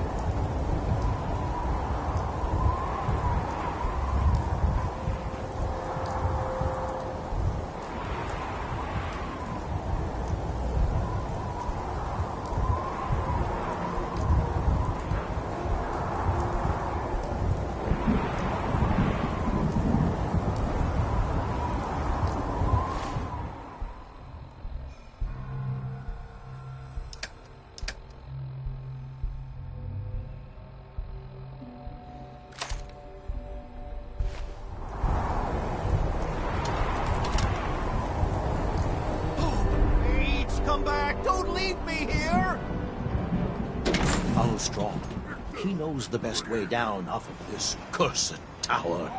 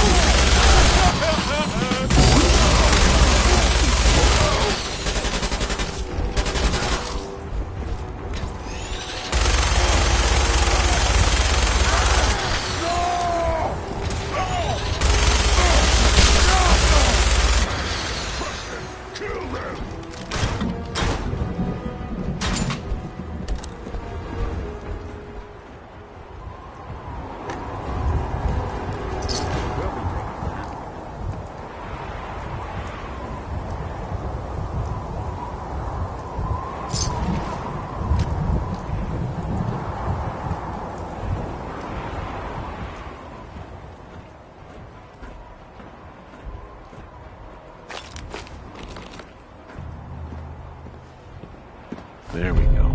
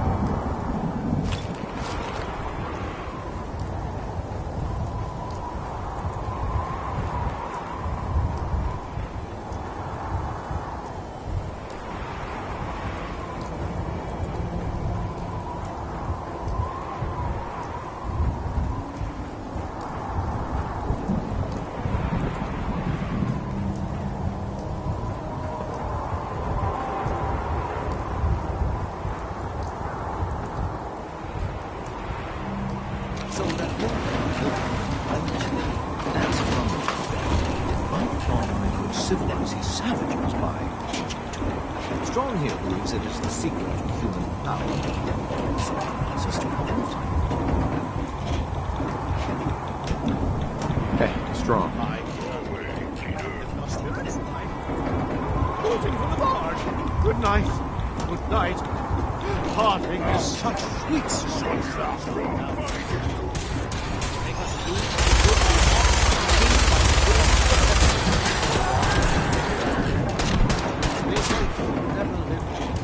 Hell is empty and all the devils are here. Let me embrace these sour adversity, for wise men say it is the wisest course. Cowards die in time before the death. The valiant never taste it. What is it?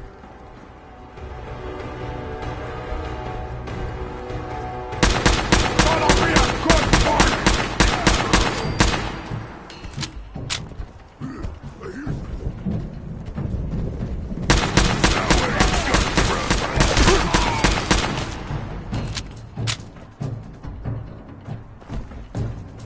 I can smell you out there, little sneak!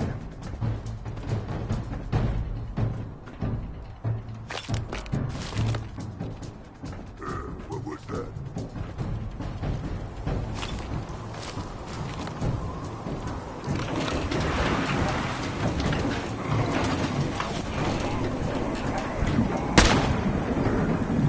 Gotta splatter your brain!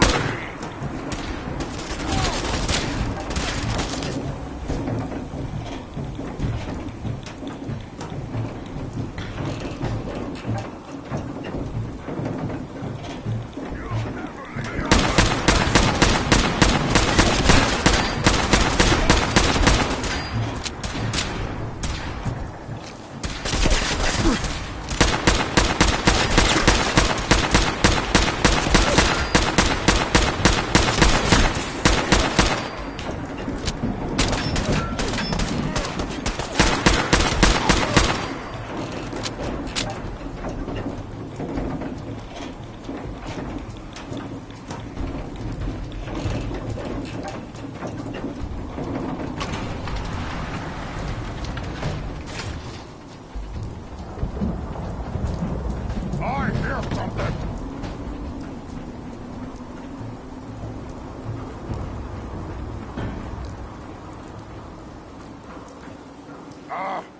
Hearing stuff.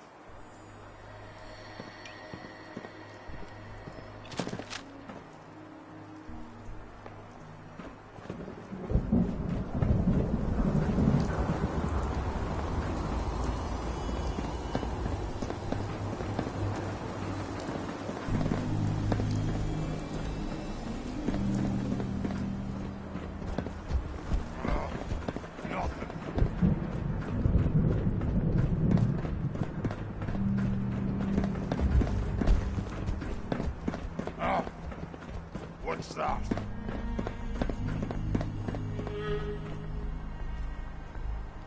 Rex. Many thanks for that timely rescue. What were you doing up there? I was attempting to teach those super mutants human culture, trying to civilize them.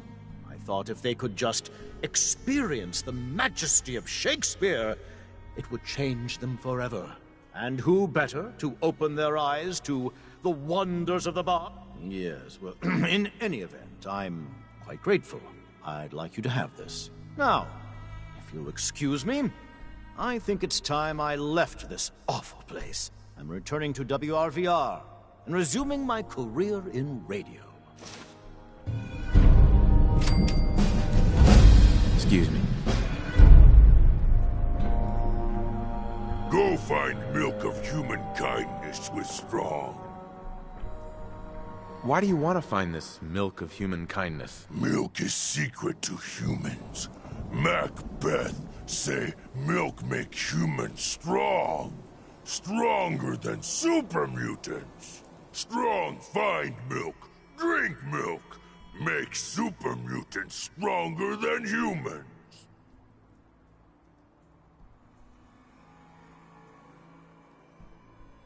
We need to swap some gear. Strong use hammer, hunting rifle, and lasers. Not use other guns or armor. Those for puny humans.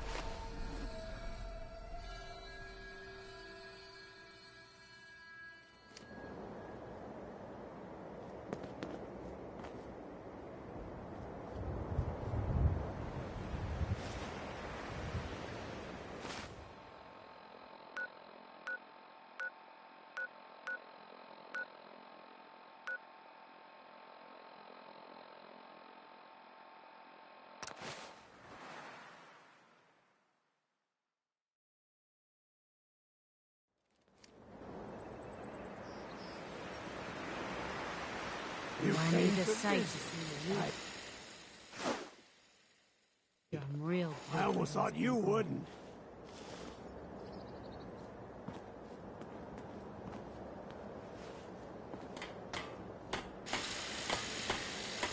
Hey, now that you're back here in Sanctuary, how would you like a job? A job? For me? Really? Yeah. What do you say? Want to work for me?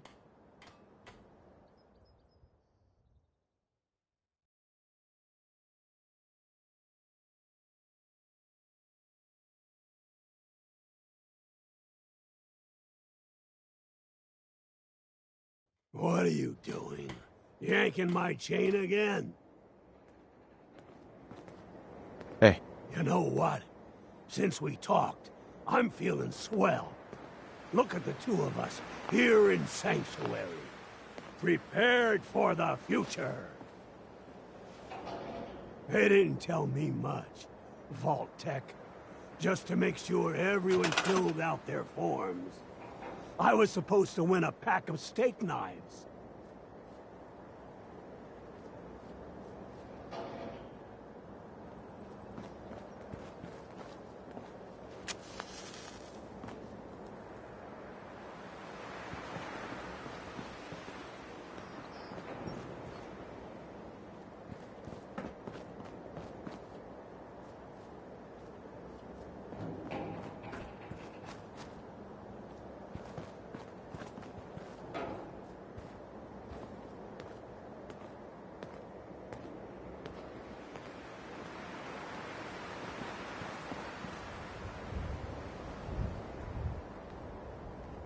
can't get to it.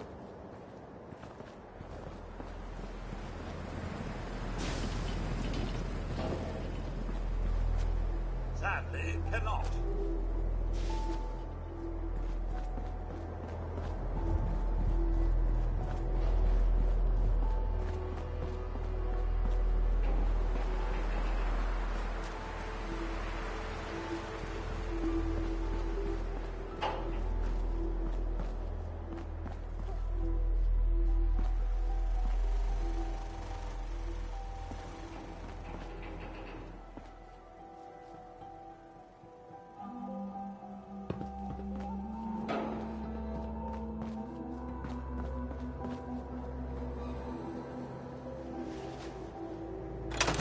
You know, things are looking up. I can feel it this time. Try not to sever anything you might miss.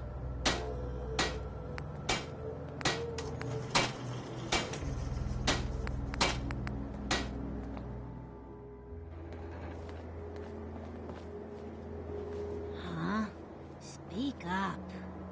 You have no idea what it's been like scrounging around for 2 centuries with this ugly mug.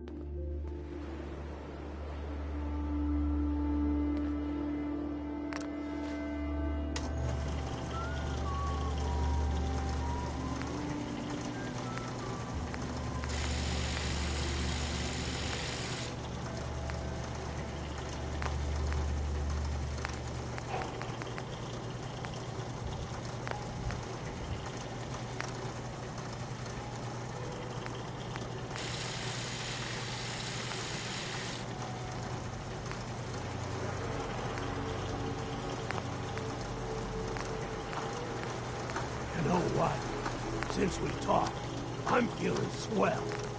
Look at the 2 of us here in Sanctuary, prepared for the future.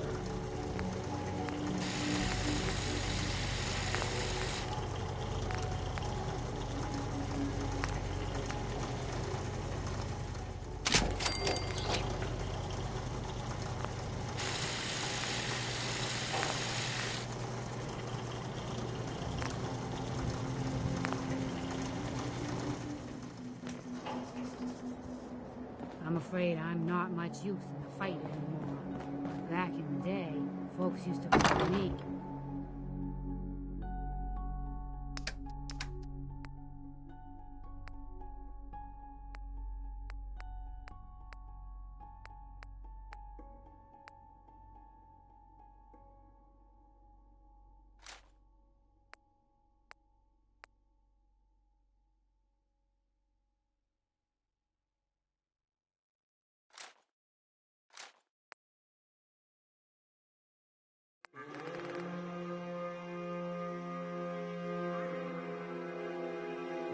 Murphy, mad woman. They didn't tell me much, Vault Tech. Just to make sure everyone filled out their forms. I was supposed to win a Got that Med-X? Fuel for the site? Why Med-X? It's what the site wants. Med-X is a painkiller. strips away a lot of feeling and lets you float out into the mystery of it all.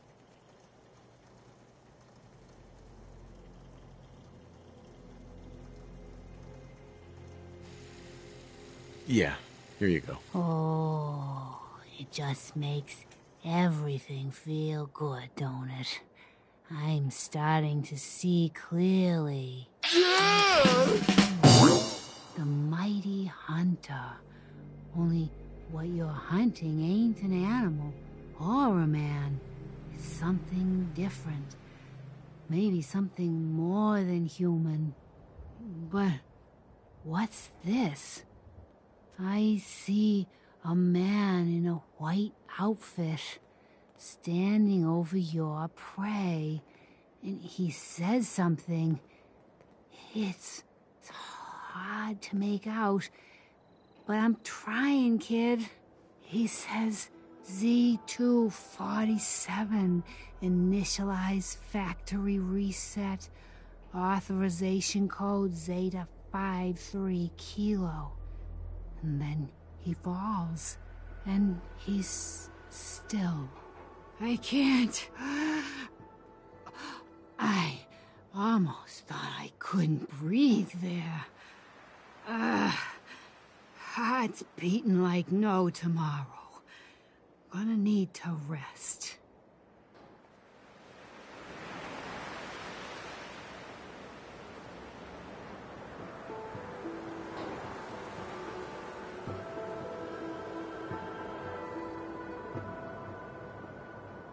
I told you Sanctuary would grow.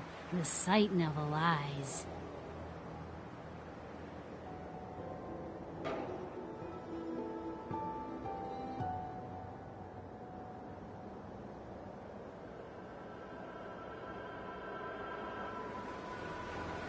Take care of yourself, dear. Hey. Come back later. Need to rest before your sight can help you again. Since we talked, I'm feeling swell. Look at the two of us here in Sanctuary. Hey, Carla. You again. For the future. Here to trade?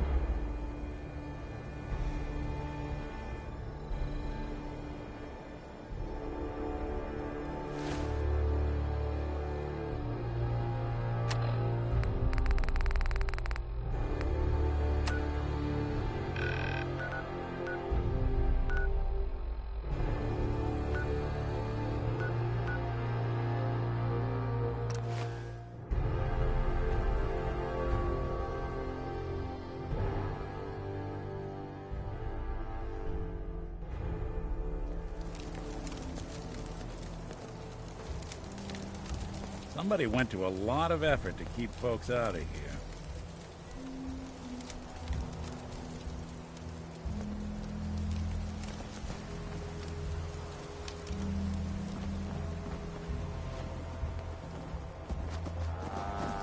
Excuse me.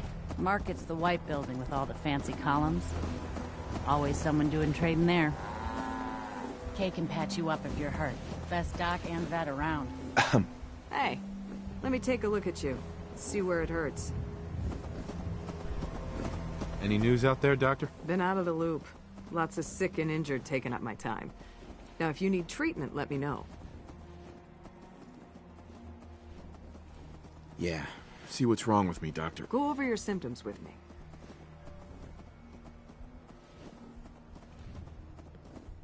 Too much radiation. I feel sick. We'll clean you up. Don't worry.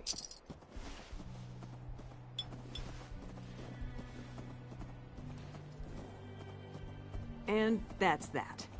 Anything else bothering you?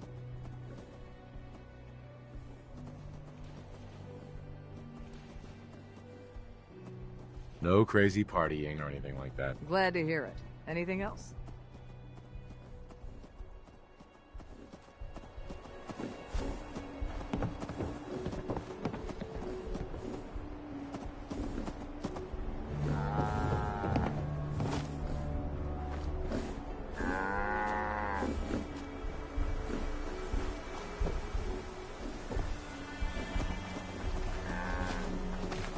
Hey again. Hey, pal.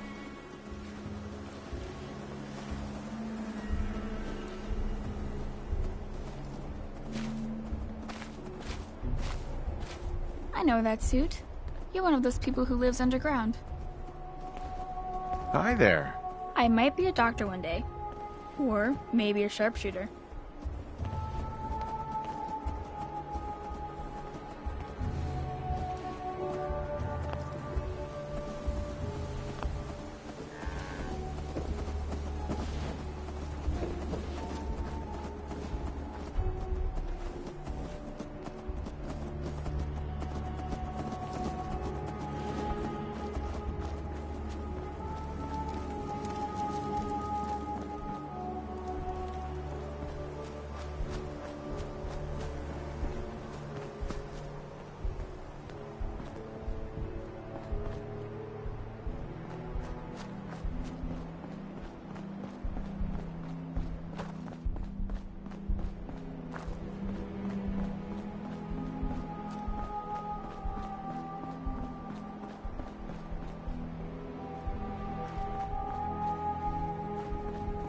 Soon we'll own that ship, and you, asshole, won't get nothing.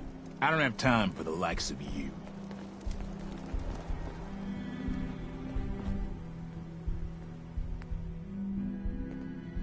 I'm gonna run some diagnostics while you're tinkering. Take your time.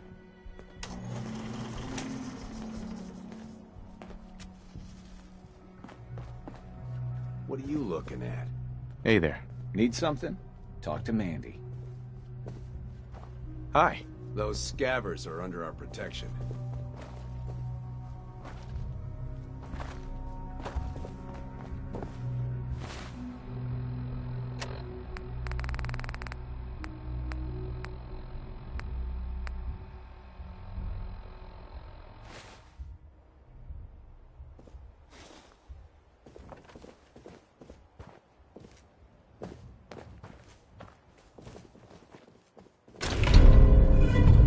Pretty clear about thieves. Nothing personal.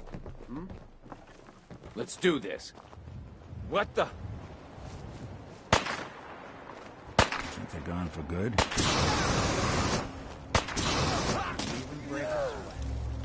Not that it's an option.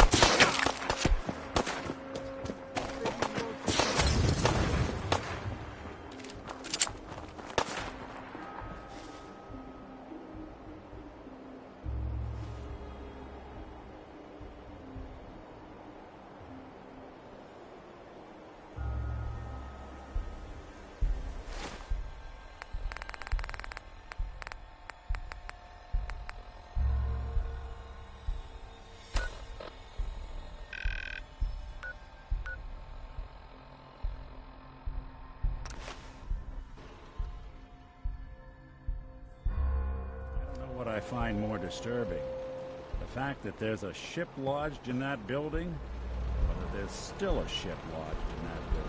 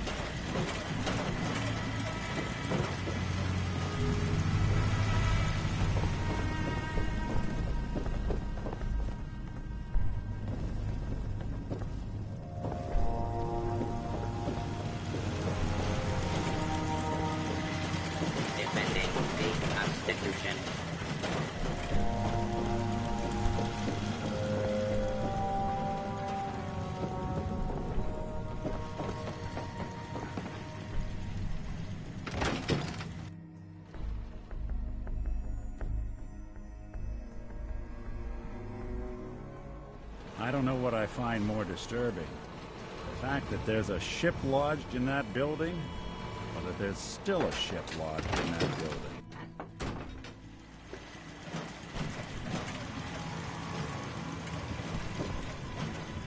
Whatever they're aging in here, I think it's gone too long.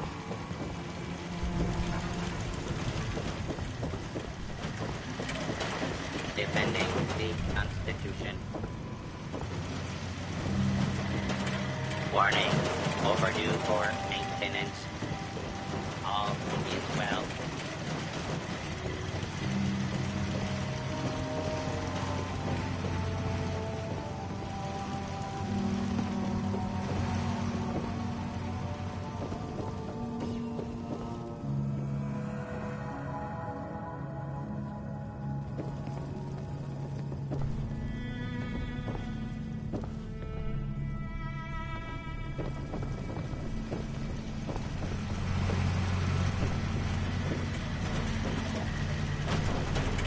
Warning, overdue for maintenance.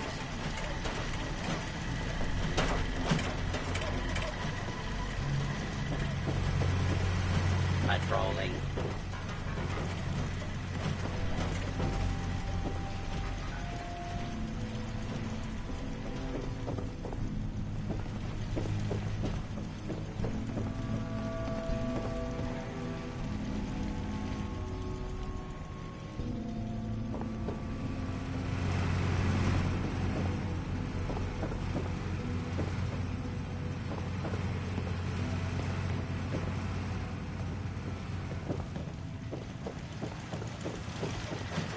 All is well. Hey, robot. Permission to destroy. Intruder denied. Standing down. 'Tis an honor to crew such a storied vessel. Bosun. From the top deck, one can spot other robots from the Commonwealth, floating, listless, without purpose, but not us.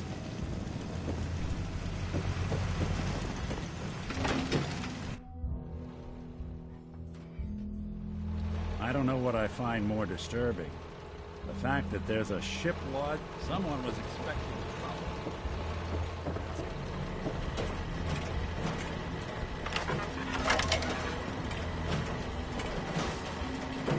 All is well. Patrolling. Mr. Navigator. Ahoy, soldier! Chip recovered. Dispensing bounty. Diagnostics report. 1 error remaining. Guidance radar's transmitter is not functional. Requires replacement.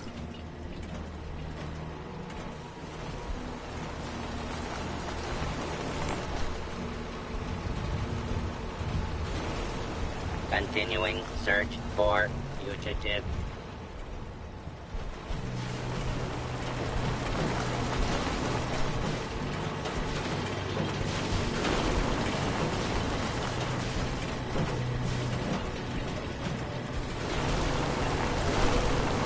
Captain Ironsides. If the scavengers keep seeking folly and destruction, I will reluctantly oblige them.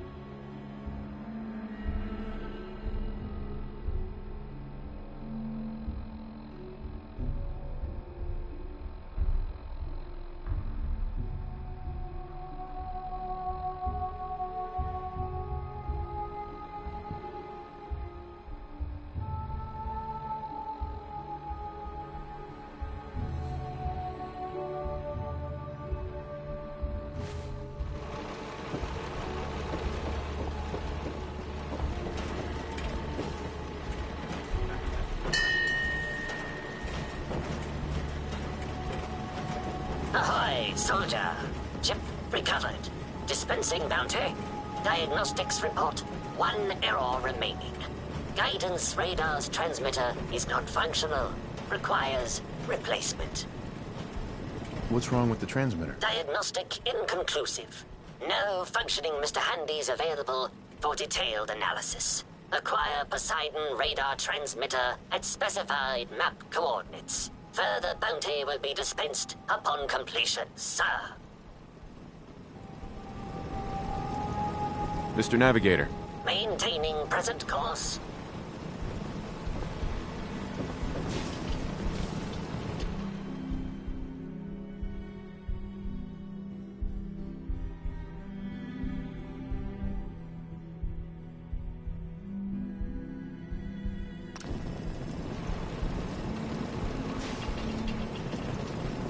Maintaining present course.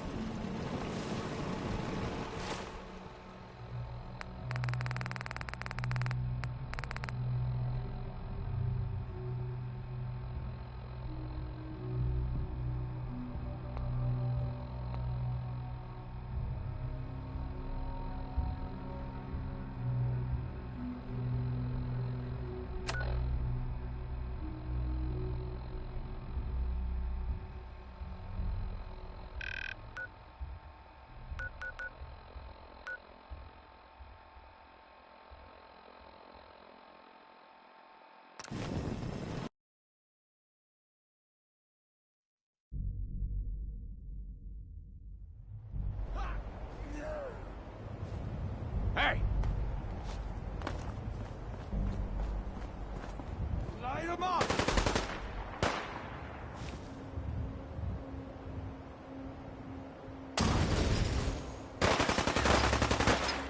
Think they're gone for good?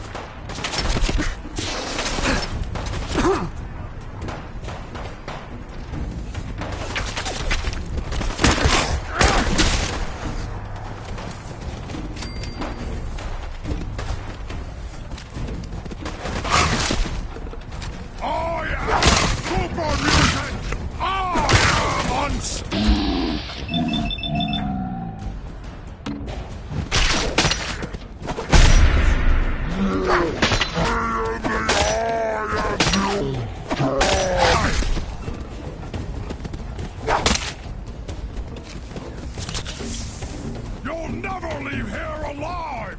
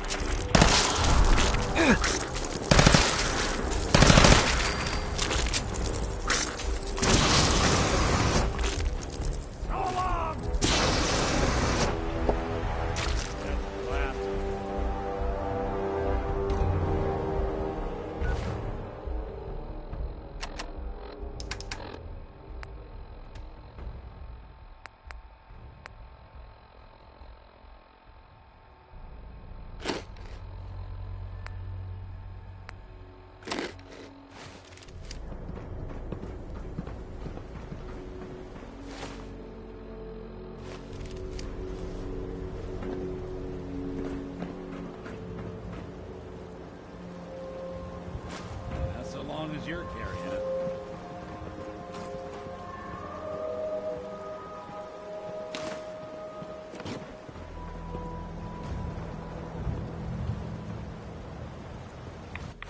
I'm not the queasy sort, but for this, I'll make an exception.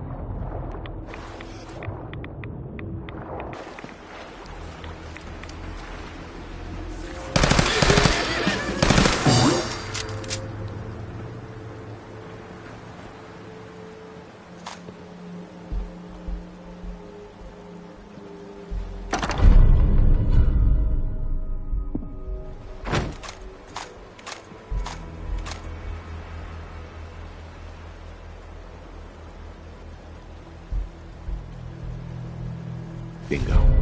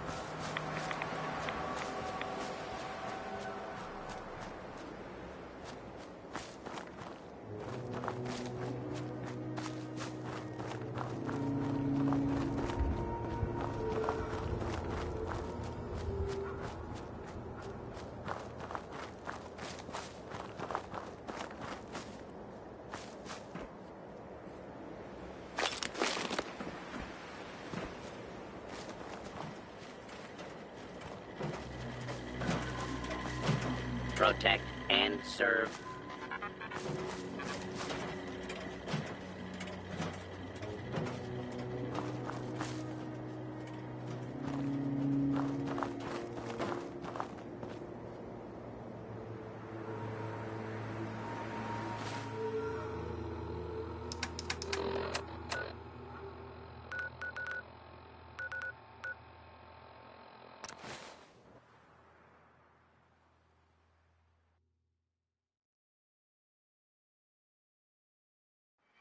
I don't know what I find more disturbing. The fact that there's a ship lodged in that building, or that there's still a ship lodged in that building.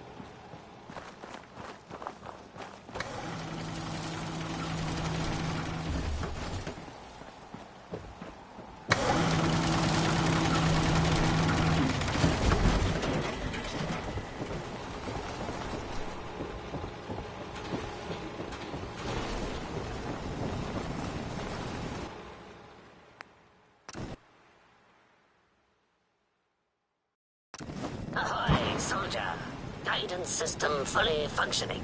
Bounty dispatched. It is required you commence dialogue with the captain, sir. For you.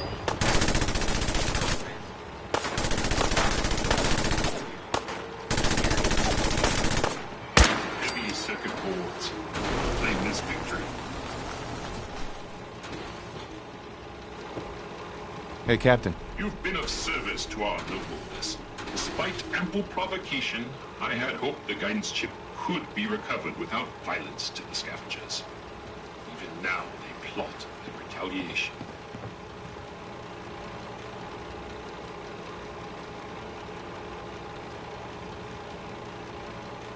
Why did you want me to spare the scavengers? I confess they are a blight upon my existence. Those scallywags killed many of my Marines. We're down to a skeleton crew due to that filth. But they are citizens of the Commonwealth. Citizens we're pledged to protect against foreign incursion. Which is not without its irony. I find I must reward your considerable efforts with the final labor. We stand but a hair's breadth away from embarking on our sacred mission.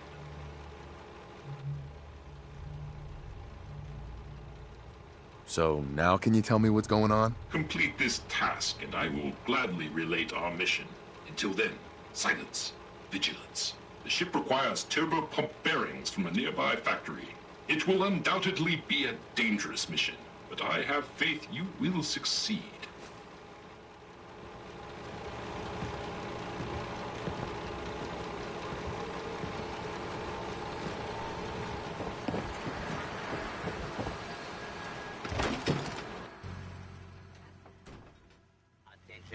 Citizens, you may now resume your normal activities.